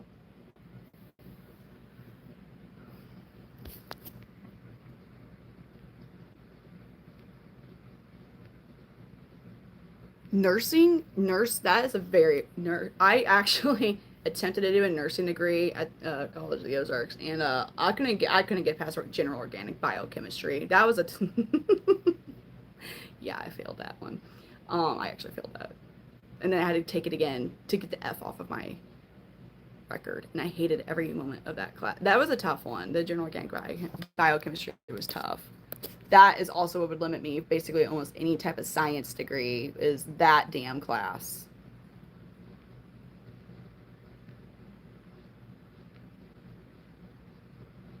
It's a good score. Okay. And that really, I thought I was going to do a really short live because oh God, it's 4 a.m. It'd be amazing if the kids would just sleep until 8 or 9. And then I still have to play teacher.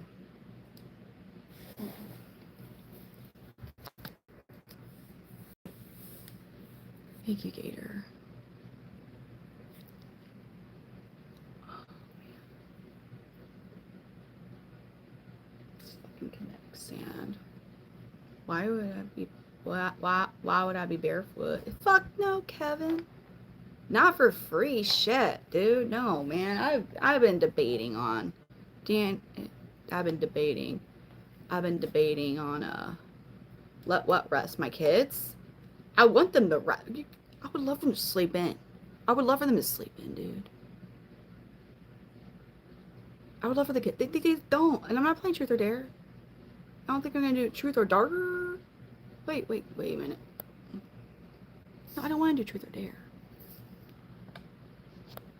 Fuck no, the feed stuff. What the hell? No, they do have school, but at home because of Winter Storm Fern last week, actually week and a half ago at this point, a water pipe burst inside their school and flooded it. And so they couldn't go to school all of last week. And then this week, the teacher's like, well, shit, we don't want the kids to go behind or nothing. So like, well, we're just gonna send them home with schoolwork, and you guys are gonna help them do schoolwork. Sounds fine and dandy. Yeah, so it's a private school, so it's not like, I know a lot of public schools have like their kids have the tablets that they take to and from school. Yeah, not my school. Um, but I also didn't want my kids to like, man, my school district made me watch some weird shit as a kid. And I was like, man, I really don't want like my kids to like have to watch The Plague Dogs or like, you know, when they or like when I was in second or third grade, our teacher was like, like, okay, well, picture books are done. I want you guys, here's an assignment. I want you guys to read a book and then watch the movie of that book and tell me the difference. Because there's always bad differences with books and movies. You want to know what that bitch had us read? You know what that, it was where the red fern grows? Man, come on. She was trying to traumatize us so bad. So yeah, we had to read where the red fern grows. So we had to go like, oh, that was a sad book. Like, yeah, picture stories are done, kids. Here's this big ass book where the red fern grows, and there's a picture of the kid and his dog. She's like, oh, this is gonna be a great book. And then we had to watch the movie where the red fern grows, which, yeah, there's a lot of differences. Like the book's better than the movie, but like the traumatic, sad part with the dogs was like worse in the movie because like, god dang, man. And then Plague Dogs, like, what the fuck? It is a classic school book, but it's sad. It's sad. It's sad. It's sad.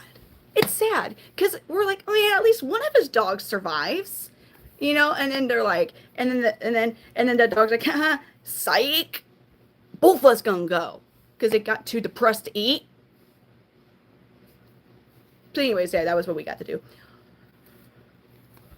Oh, oh, yeah. So yeah, but yeah, definitely. It's not. But here's the thing that's kind of rough though with the school from home is like so the teachers like recorded themselves like they were still presenting to like they did that, and that's I appreciate it in one way, but I can't get there. My first grader and my kindergarten are like this 2 hours of lecture every day, and they're like, and I'm like, do your indirect. And one teacher, she didn't tell us the number and the pages. You have to listen to her lecture and find out what pages the kids are even in. And I'm like, can you tell us the page numbers so like I can just do this with them and not have to do 2 hours of it's like 4 hours of lectures. I have one laptop of mice and men. Scarlet Letter was rough. If you don't know about plague dogs, I still don't know that and Felidae. I think it was Felidae or something. I don't know why as elementary kids we were made to watch both movies. I mean, I know that they both have like an underlying meaning to it, of like a deeper meaning. But like the Plague Dogs is like the most depressing animated cartoon that's ever been made, to my knowledge. That I've at least seen. I mean, I know I'm sure there's worse, but dude, no, that was rough. That was a rough one. And then the German cat animated. I was just like, I was like, I literally, my jaw was dropped. I think I was fifth grade when I had to watch that atrocity of a movie for educational purposes. It goes, I'm getting worked up because I'm having to go back to like childhood trauma of these stupid ass movies that they made us watch, like for educational purposes. If you don't know about the Plague Dogs, and I think it's Felidae or something, or Missouri. I don't say Missouri. If I do it jokingly. I say Missouri. Hi guys, I'm from Missouri.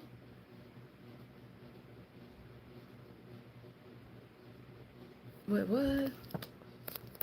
I will jokingly say Missouri. My grandma had a really strong Southern accent. Because so a lot of the old folks, like the old country bumpkins in Missouri, they all call it Missouri. They're all so the same. Like, well, it's time to go wash some dishes. George Washington was the first president of the United States of America. I live in the great state of Missouri. Where do you live? Where are y'all from? Missouri. Missouri. Misery. What's so go Royal? Did you say go Royals? Ah. Oh no. No. My first tattoo was STL, like a damn prison tat, because I was fucked up when I got it done. It's been covered because it looked like a prison tag because it was just STL. Anyways, I'm a Cardinals fan, hands down. Oh, dude, Missouri. Yes, Idaho. I've never been to Idaho. Micho. So way down south. Have you watched a monotone live, Joan? Meh. Rocky, South Africa. Do people really do lives talking like this? Do they expect anything to come of it? Man, I had to. I still am recovering, even though I know they really weren't ours to begin with. But the Rams, that was a sad fucking day in St. Louis, and actually made a lot of us really upset because a lot of us had also had money put into that season, and then they're like, bye, and they went back to LA, which I know that's where they're from, but like, and I know in my that the Chiefs, yeah. So now we all had to just like we had to like get rid of our blue and gold, and then like get the red, and like woohoo, you're still actually on this side of Kansas City. You're still in the Missouri side. So Nelly does live in St. Louis. I almost ran over Cheney at the gym. Because he used to work out at the same gym I used to work out back in the day. I was like 19 and I accidentally almost ran him over. He hated me. Obviously, like I would too. If some stupid like 19-year-old fucking girl like almost ran you over in her 2001 Chevy Cavalier while she was texting or something. Was I texting? No, I wasn't texting. I had an iPod Touch. I was hooked into my sound system that was worth more than my car to play a song, and I almost I almost ran him over in the parking lot. So the Rams should have. I agree that they should have. Okay, so Jackson's Chameleon's technical dino. Be very careful. A lot of them are going to be wild caught. Some of them are even some types of females will have 3 horns. And if you get a female Jackson, she is going to be knocked up. She'll be knocked up. So then you're gonna have a bunch of little babies that like come in these disgusting like egg like sac things that she like, gives birth to. But here's the thing, like, um, yeah, do something with the babies. Like, you gotta find somewhere to put them or whatever you're gonna do because like Jackson's females, nature's did a wonderful thing. So after she gives birth to her babies, there's a certain hormone that is released that suppresses her appetite. Because trust me, she would eat every single one of her babies if she could. But for a little bit, they're safe. Uh, so Jacksons, there's not that many breeders of them. I personally don't know of that. I don't think I know of any Jacksons breeders. Just you can find them pretty relatively easy. I would, man, that is one of the ones I would be looking online. Don't get them from the store because a lot of times they're going to be like, they're going to be younger. It's hard to tell based on the hemipenal bulge that a male would have if it's a male. Because the most common species you're going to get is the one that's in Hawaii. Even though, so this is what happens. This is what happens. So the ones in Hawaii, like technically they're supposed to be like KOS.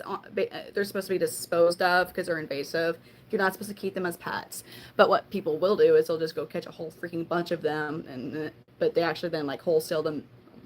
They manage to get them to the mainland, wholesale them, lie about them. Oh, they're the captive bred, and they're not. And the females will be pregnant. Yeah. So, but the Jacksons are like, oh yeah, I have I have a lot of Panther Chameleons. I have a yellow giant male Parsons chameleon. I have 2 crested geckos, a gargoyle gecko, a leopard gecko, 2 dumpy tree frogs, a Kenyan sand boa, a bearded dragon, a black and white domestic long hair cat named Catalia, and then I have a red miniature pinscher named Thor, and then I have a cute like brown red nosed Chihuahua named her technical register name is I've never had to do this before and I feel so fucking stupid. But anyways, her technical full name is Miss Little Senorita Selena, but we call her Selena. I had him out a little bit ago, so I don't want to get him out again. He is in brumation. They actually Parsons go through a miniature brumation, like they just don't eat. They're awake. I mean, he's sleeping now because it's bedtime, but I can't handle him at all. Also, he's big and it hurts. Like, yeah. It's really dark. I don't want to wake him up. No, yeah, Brandon, here's the thing. So, big chain pet stores, I would never get a chameleon from because they are 100% in the wrong husbandry. Even local pet stores, a lot of them don't have it right. It might be better, but it's not correct. And the issue with chameleons in general, with incorrect husbandry, is it makes them go downhill like real fast. And like they'll develop MBD very fast, metabolic bone disease. They'll get upper respiratory infections if they're in improper husbandry. Um, so when you get a chameleon that already has issues, it's an uphill battle. I don't, people are like, oh, that's so bad. You want to rescue a chameleon? Because I don't want the risk of it having parasites or whatever and it wipe out my entire collection. I don't have a really good, quarantine. I don't have a quarantine room for them. But like, I already know, like, most of the time, like, this just gonna be a freaking sad. The I have a female that's almost 6 years old, a female panther. She's 5. Like I wouldn't say she's gonna be. I don't think she's gonna make it to 6. And then I have all my first chameleons. The key to avoiding them getting is is preventing it by proper husbandry. And then they actually are really resilient with good husbandry. That male wasn't, oh, damn. Yeah, you won't. And it's so hard mentally because like you'll go and you'll see these, you like you want to rescue them. And the thing is, they're just going to replace it with another one that's just going to go through it again. And it's just, it's like feeding. And it's a hard game because it's like, it's a tough one. It's tough because it's like you want to help the animal, but then you're just contributing to like it happening again. And it's, yeah. And the thing that also sucks with the big chain stores is there'll be workers that would like and can, like with the knowledge that they have, fix the husbandry, but corporate sets the rules like this is where these guys go, this is what they go in, and they can't do anything about it. I have a boyfriend. Here, yeah, let me show you Banana Man. I just hope my Wi-Fi doesn't poop out. I can't get him out. He's not even eating at the moment. It is dark. I'm not turning the lights, but I'll get a light to kind of shine. He's huge. Mr. Banana Man. I got him from Bill's Stream. Motherfucker. Okay, my bad. We're good. Sorry for the bad language.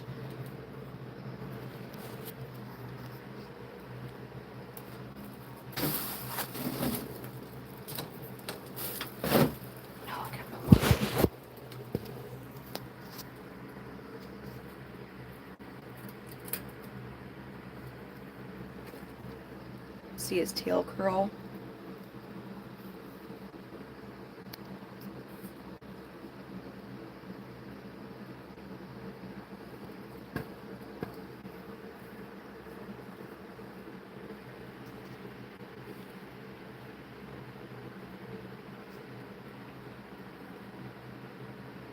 Aren't they gorgeous? Yeah, they're so special. I am still freaking devastated about Lemonade though. Like, dude, that pissed me. Is so sad. I still have her in closure. Like, I haven't even disconnected the misting stuff yet. And I just have this beautiful, like, gorgeous, all these beautiful, oh. And no Lemonade anymore. So sad. So sad. My boyfriend, I was already into reptiles when I met my boyfriend. I started the chameleons with my ex-husband.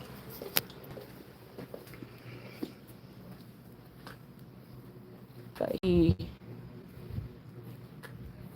my boyfriend, he never thought he would be into. Dude, it was a rough one. It was so Lemonade was a female yellow giant Parsons. I hate this. So I got my Parsons from Bill Strand. And I didn't get them as wild. They are technically wild caught. So Bill Strand got them, and he acclimated them for a year, but he got them as part of his study for parasites with wild caught chameleons. And he was gifted them in exchange for like he would sell and give the guy money for them after he did his research. They were picky. Like, they interviewed the people that they sold them to. He already had them acclimated for a year. Very chill species. I love the Parsons. There's a lot of ways I do think they're easier than other species because they're a lot calmer. They're so intelligent that they need huge enclosures and a lot of water. Just for the two, I was going through and distilled, and I use distilled for them. I used to use distilled for my Panthers, but like it got way too expensive. Like I was spending in distilled water for my Panthers, I was spending close to like $5,000 a year. So I have well water, so I don't have the bad chemicals, and I have to use a little bit of a softener because I have very hard well water in Missouri. And the water, it tastes so good. It tastes good to drink. But anyways, I do use distilled. I have a fogger mister. I have a 10-minute long misting session with the Parsons. Like, they need water. So anyways, but Lemonade, so she was laying eggs, but she was dropping them. Now, I almost was successful in having a clutch of Parsons, which would have been amazing. But when she had her big lip in and stuff, but she was dropping them, which Parsons are so intelligent, the females are, that like, so Panther Chameleon females are still going to go down to their laben and lay the eggs. Now, mind you, in the wild, like, they're going to be fertile because there's no way a female panther, any chameleon, when they're receptive, is not going to get tagged by a male. But like captive, like ones with infertile eggs, panther females are still going to do the whole process of laying the eggs and all that, like digging a hole and like climbing down the tree and expose. Like that's a very vulnerable state for them. Female parsons is like they know they're not fertile and they'll just drop them, meaning like they just like they don't go down and dig nothing. Like they know they're not fertile, which is freaking crazy. But anyways, so she was dropping her eggs and stuff and whatever, and everything was good to go. And then in Missouri, so we had this day in Missouri, and it was the biggest temperature drop that we had since 1911. It went from like a high of 71 degrees to 16 degrees in a 24-hour, in less than a 24-hour period, which was the biggest drop we've had in that time frame since 1911. Like it was a huge one. And I think that, so basically that's when they went to brumation, was about, because before that, Missouri, we didn't really have that cold of a winter. Like, I mean, it was colder, but it wasn't like a really cold winter. But after that, it was like winter. And that happened at the end of December. And so they went to brumation. So then we're eating all that jazz. But then, so she hadn't, fine, seemed fine. Everything was fine. Like I would check, make sure everything was good. Waters are good. Like the water, the like reservoirs for the fogger and mister was good. Go about my day. And then one morning I checked her and her eyes were sunken. I was like, the hell? Nah. And so I opened up and she had prolapsed, I believe, her oviduct. And it was significant. I have fixed a prolapse in a female, Ruby. She's 5 years old. And I was successful at it. The issue with chameleons is even herpetologist vets may not know anything about them. We had, at that point, we used to have one veterinarian in the St. Louis area that actually knew about chameleons, but he just retired not too long ago. But with the prolapse, it's an hour drive for me to get to the city where he was at. I don't want to have a female with a prolapse hanging out in a car for, it's very stressful for them. And so like I talked to somebody in Southern California and they guided me through the process of fixing a prolapse myself. But how significant lemonades was very long. It was like at least 3 inches long. I was like, oh no. So I knew I needed to take her to a vet. I had over 10 veterinarian clinics turn me down that said, no, I was calling them like, we're not comfortable treating, because they knew nothing about Parsons. And then one did. So I go there and the closest, I would have gone on a 6-hour drive to actually find at the University of Illinois to treat this the proper way. And so anyways, I ended up talking to like a scientist who is, I forget what country he actually is from, but he's over in Europe. And like, because one vet got pissed off at me because I didn't want to spay her. And it wasn't because I didn't want to like ruin her breeding chances. Chameleons don't do good with surgery. They do not do good with like being anesthesia. Like they do not handle that. They will usually pass away. Freaking aggravating. So, and like I literally got, and he was like, no, like, so the veterinarian was like pissed off at me there, and then the other one stepped in and she helped, and she helped put it back in, and then so it would give her like a suture to keep it from, but she prolapsed again, and so I had to euthanize her because it was sad, very sad. Nice receding here, Leia. You're like, what? Yeah, she's used to keep a story time. So I had to euthanize her, and that sucked so bad. Yeah, it sucked. She was real pretty too.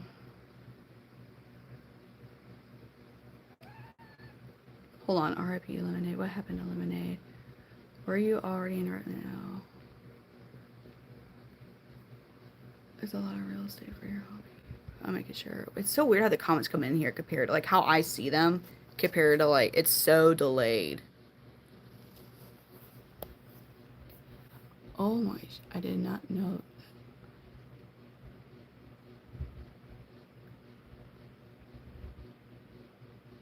Real, well, see, like, so for me, I see that there's 27 in here, and like, I'm like, oh god, like, in my mind, I'm thinking, so it's a good thing when there's no engagement when someone's talking. It is such a bummer they weren't fertile, Danny. Like, Oh, you're talking, did she have a prolapse? That's what happened to my, so there could be several different reasons that a prolapse is caused. Um, some could be a parasite, that causes them to have to strain so much that it comes out.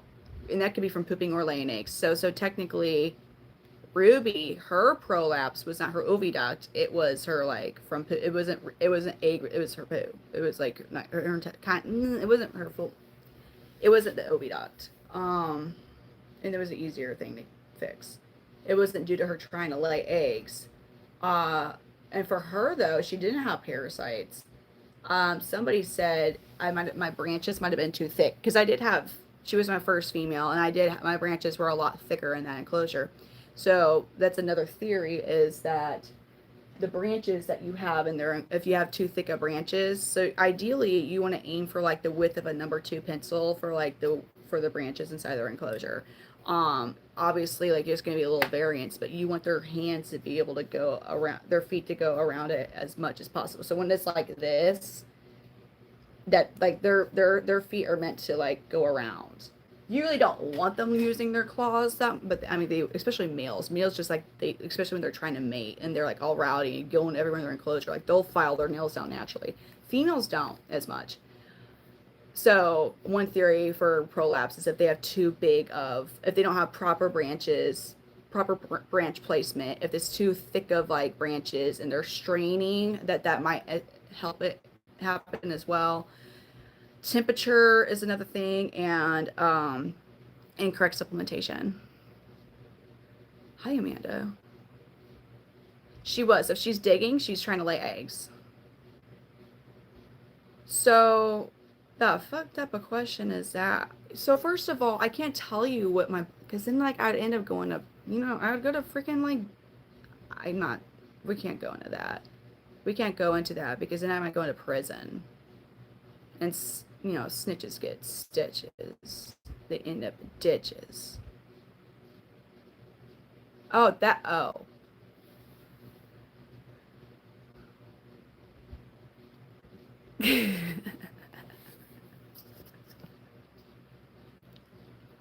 So females are going to go lay eggs. Helmeted and Jacksons have live births. Veiled, Panthers, they lay eggs. Thank you. Well, I'm happy that you're enjoying your time here, Paul. So I haven't had another female pro. I don't, she's a domestic long hair. I don't think there's any Maine Coon in her. She doesn't have any signature that would indicate Maine Coon to me, or any what would you say, traits that would indicate Maine Coon to me at all. I had a purebred Maine Coon, and I can spot. I love Maine Coons, but she's just long haired domestic. She is big. She's not like, I think she's about like 12 or 13, which is a big cat for a cat, but a Maine Coon. My male Maine Coon was like, I think he did get into his 30s pounds. She's so sweet. She's never intentionally scratched us at all, my kids, nothing. Because as I said, snitches and either, stitches and ditches. Listen. I was, after my mama and my biological dad divorced, my stepdaddy was basically a freaking German Walter White who went to prison 2 times and met Jesus a second time in prison. I can't talk about what you're asking me. That's a no-no, man.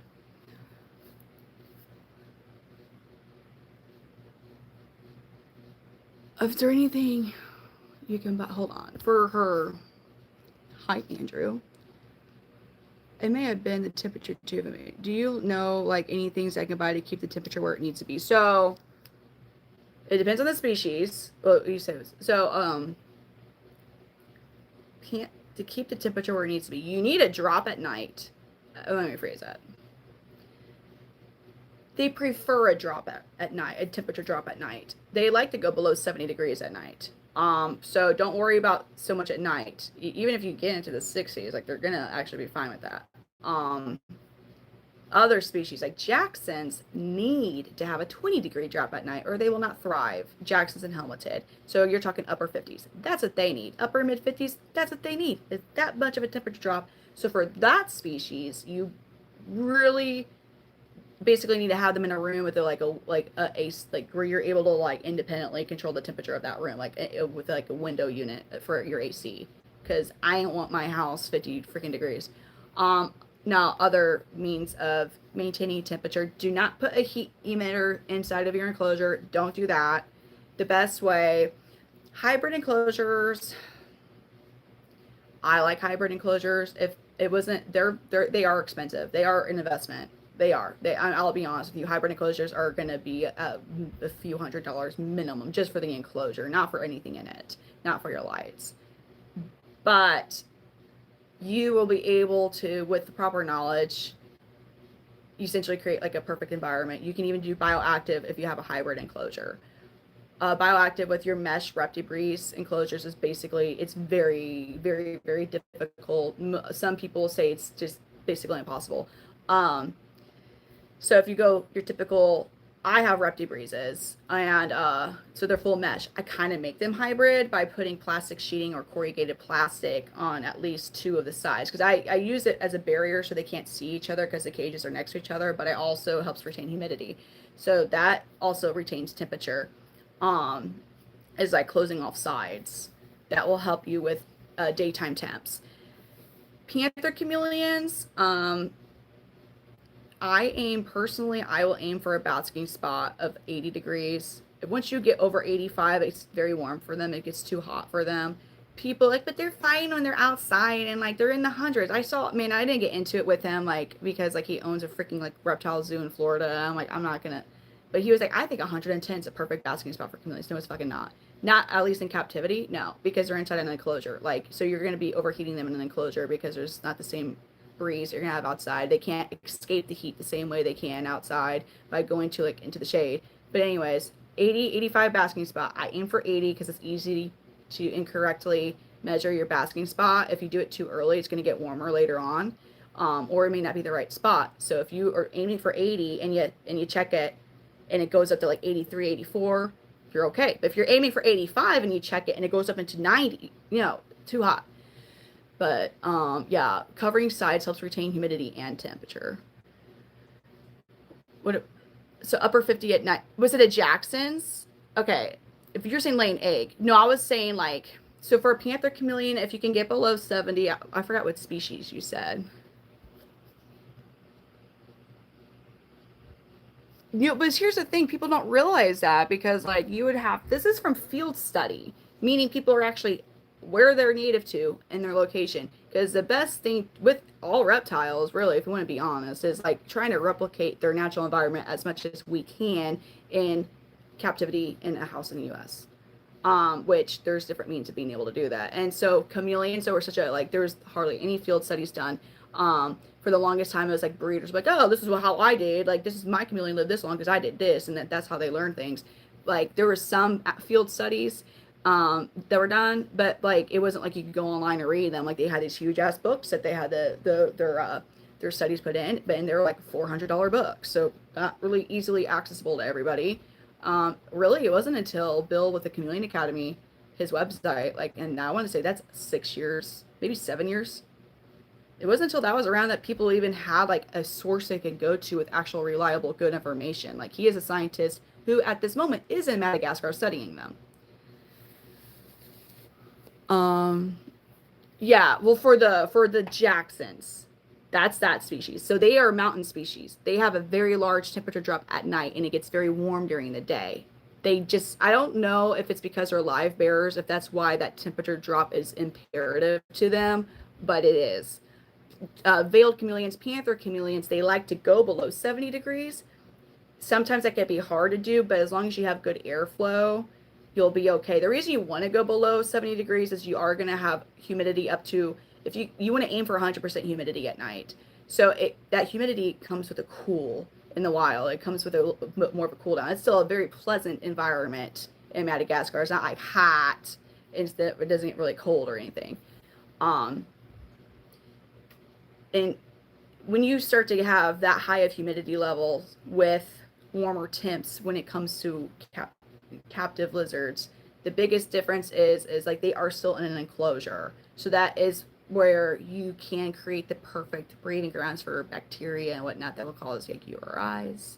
Um, so the airflow is very important to help with that. So what I love is there's I got it on Amazon. There's these computer fans and they're waterproof, and you put them on top of the enclosure and you have it to like where it's sucking air out.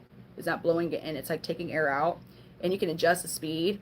I don't use them as much during the winter, but I use them in the summer, and yeah, so it helps with making sure it doesn't get too humid, like when it's like you want the airflow. Now during the day, you want to aim for your basking spots of like 80, 85. You want a gradient of heat.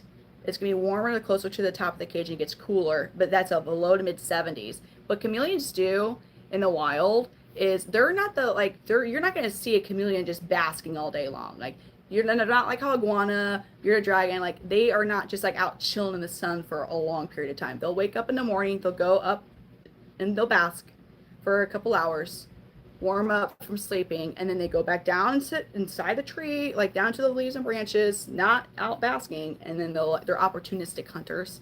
They kind of just find somewhere they're at and they'll just chill about that. Like they're not like actively like constantly moving around. Like if they have food and no competition for food, they're gonna be just chilling there. But they're very defenseless in terms of other, like when you compare them to other reptiles. Like they don't have a tail whip, they don't tail whip, they don't have the strongest bite, they're not that fast.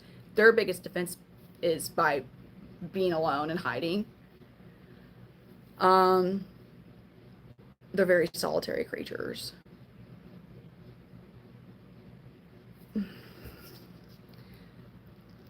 Jackson's chameleons, they don't need a supplement for their horns, but you're still going to give them a calcium without D3 for most feedings. Like you're going to dust the feeders.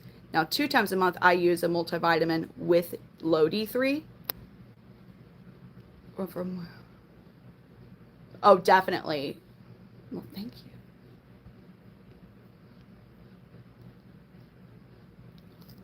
Danny, so my Panthers, I have my mister going off a lot throughout the night. I'll be honest with you. I will not obtain 100% humidity with my Panthers downstairs because I don't have individual foggers for them, because that would just be absolutely, that would be so crazy that would be a lot. What I do have is called House of Hydro. It's actually a greenhouse system.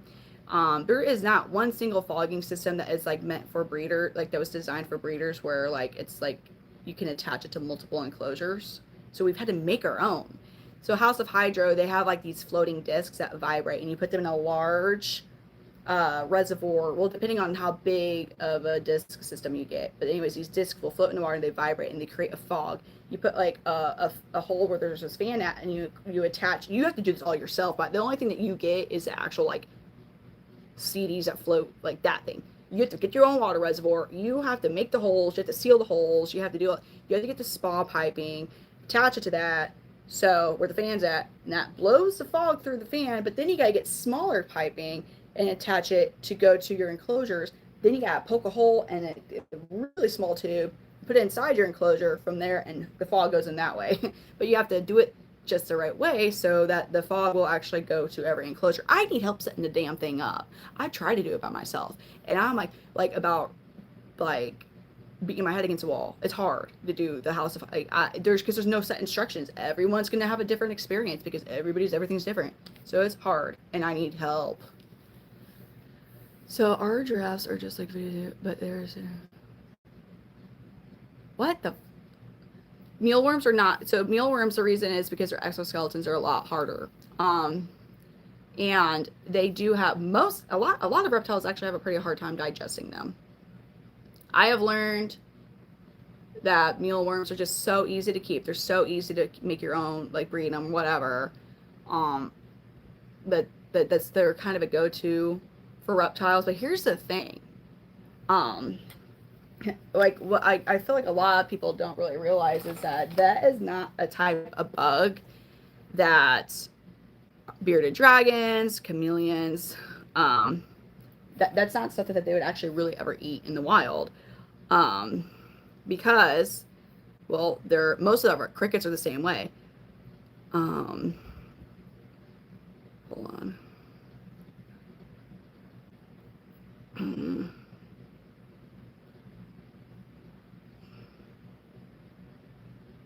I'm sorry. I just saw a message on it.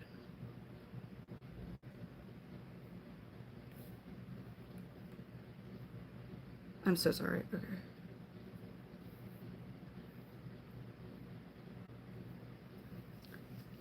Bearded dragons and chameleons are diurnal, so they're going to be awake at daytime. Crickets, mealworms, superworms, most of our roaches, they're nocturnal. They would never see these insects. They would never eat them.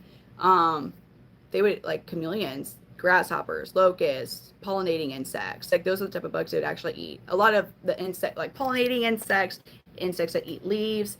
Crickets, they're kind of like garbage disposal. Like they like disgusting stuff, but you can, and like I'm saying, like if they're like wild, like they eat disgusting stuff. You gut load our feeders, but basically mealworms, they're just like an easy thing to produce.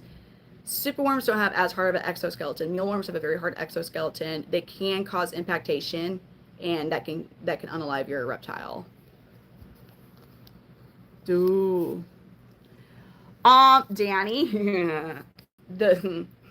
for that setup with the House of Hydro, Cade bought me the biggest House of Hydro setup that you could get. And when I was talking to Bill and Bill Strand, he goes, "Are you trying to fog your whole neighborhood?" He's like, "Your whole room is going to get covered in fog." And I'm like, damn it. Crickets are, oh man. I have a dubia roach and a giant Madagascar hissing cockroach colony. Danny, because they're not there. They're not there. They're not there. So you can get, there's a House of Hydro for a few enclosures. You can probably get away with like a 10 disc, or a 5 disc system. And you'd be fine. The biggest issue is because I have my enclosures, like they'll be on this wall, they're on that wall. They're not all in like a line. Like I would have to basically branch off my to different directions. So we're going to be losing momentum. I wish there was a way I could have fans that would go throughout to keep the fog going. Thank you. And Andrew, because I geeked out, man. So technical dino. Okay, a Mist King will take care of that. So I have the biggest, baddest Mist King. Your basic Mist King system will be able to mist 10 nozzles. So that's 10 enclosures. The next one, you can go up to 20 nozzles, 20 enclosures. The next big one, you could go up to 120 nozzles, which is what I use downstairs. I have a lot of different Mist King systems. That when you set when it goes, what day it goes, how long it goes, how often, it's amazing. I still do manual hand misting because automatic misting systems are just going to go in one spot. So if I go entire enclosure and get it all misted up, also it helps retain humidity because when the water hits a surface that is wet, your humidity goes up. If the misting hits a surface that is dry, it will get sucked up, and it doesn't really increase your humidity. The amount of times you'd have to be misting to get it to start to like saturate and like humidity go up is a lot. So if you keep doing the hand, I do it when the lights go off, just get them all good, like get the sides of the enclosure, the leaves, maybe water plants, and then so when your mister goes off, it's going on the wet stuff, and that helps retain humidity when you don't have a fogger. A fogger is going to help like fill the entire enclosure up with fog. So as far as the D3 dino, you are going to use a calcium with no D3 basically for most of your feedings 2 times a month. I do it on the 15th of the month and the last day of the month because it's easier to remember those days, is when you'll use a supplement with D3. Now you can just I like to use Repashy multivitamin with low D3 because it's very easy to you can give them too much D3.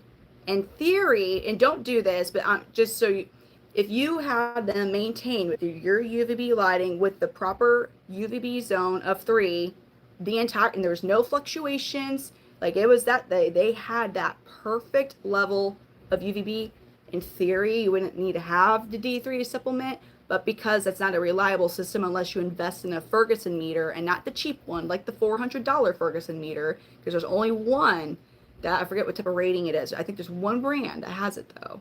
I have it, and it saved me a whole bunch. It's freaking great.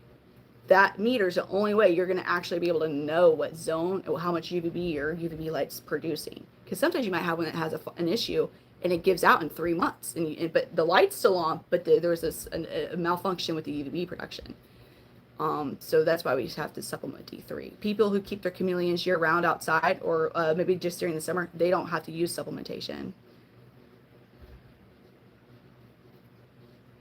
No. Like that's a vitamin D3. So in the wild, when they're basking in the real sun, they're getting their warmth and they're getting their vitamin D.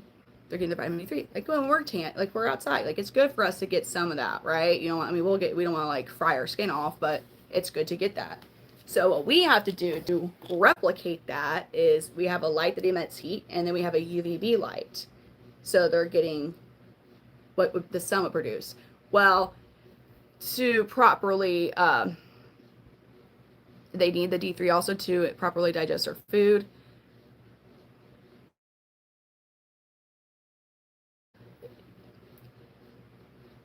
With your UV lighting, it's just kind of a way to ensure they're getting their D3. You're like, I want to be a villain.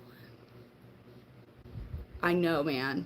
Well, you know what? Depending on how many you have, Danny, there's other, not as expensive as Miss King. And here's the thing, I would, like, if you know what works, if you see one that's like used and like a decent price, go and get the Miss King used. The only thing I've got so much used equipment. Like a lot of my enclosures, a lot of my Reptile breezes were when a pet store closed, and I saw that on Marketplace, and I said, I don't even give a fuck if it's in East St. Louis, and I went and I got all of them. I got so many enclosures for like $400. Oh god, like a lot. Like I got probably like $6,000 worth of enclosures. Were some of them kind of rough? Yes. Oh yeah. I just fixed it and cleaned them. But the only things I would not get used are UVB bulbs. Like the fixture, fine, get the fixture used. Don't get the bulbs used. Unless, again, you have a Ferguson meter and it's still emitting UVB, then you're good to go. And I wouldn't get foggers used.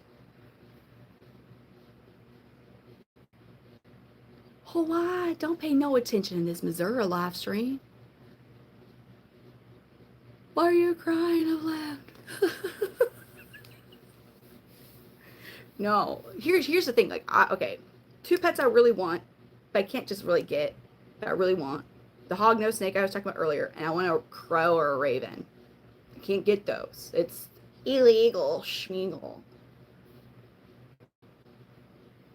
But like I just couldn't tell anybody. I couldn't be like, hey, I couldn't have like a social media like, here's my hognose and my crow. But I'm just saying, if you ever like go on a live stream and there's somebody like wearing the like freaking like anonymous mask or whatever, and there's like a crow and a hognose, and I'm not streaming at the same time, that's probably me. I'm just saying, if we ever go that route, I'll have to a voice changer, a voice. Hey guys, this is my hognose, this is my crow. I'm like, why are people? What? Who's saying I was in jail?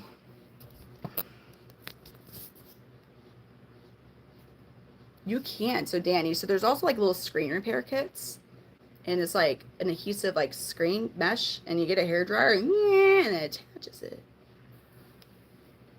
Who's got this? Oh, your doggy's got the zoomies. It's always cute. I never listen, I've never been in jail.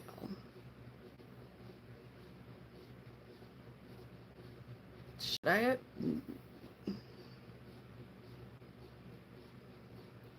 I mean, okay, it's a full blown so like my Parsons, Danny, for the Parsons chameleons, I got 2 extra large Reptile breezes, and I ripped the side out of both, like each of one, so to make one enclosure for the Parsons, it's 2 extra large Reptile breezes. So I basically destroyed 4 Reptile breezes. So what the fuck? Really? Am I back? I'm back.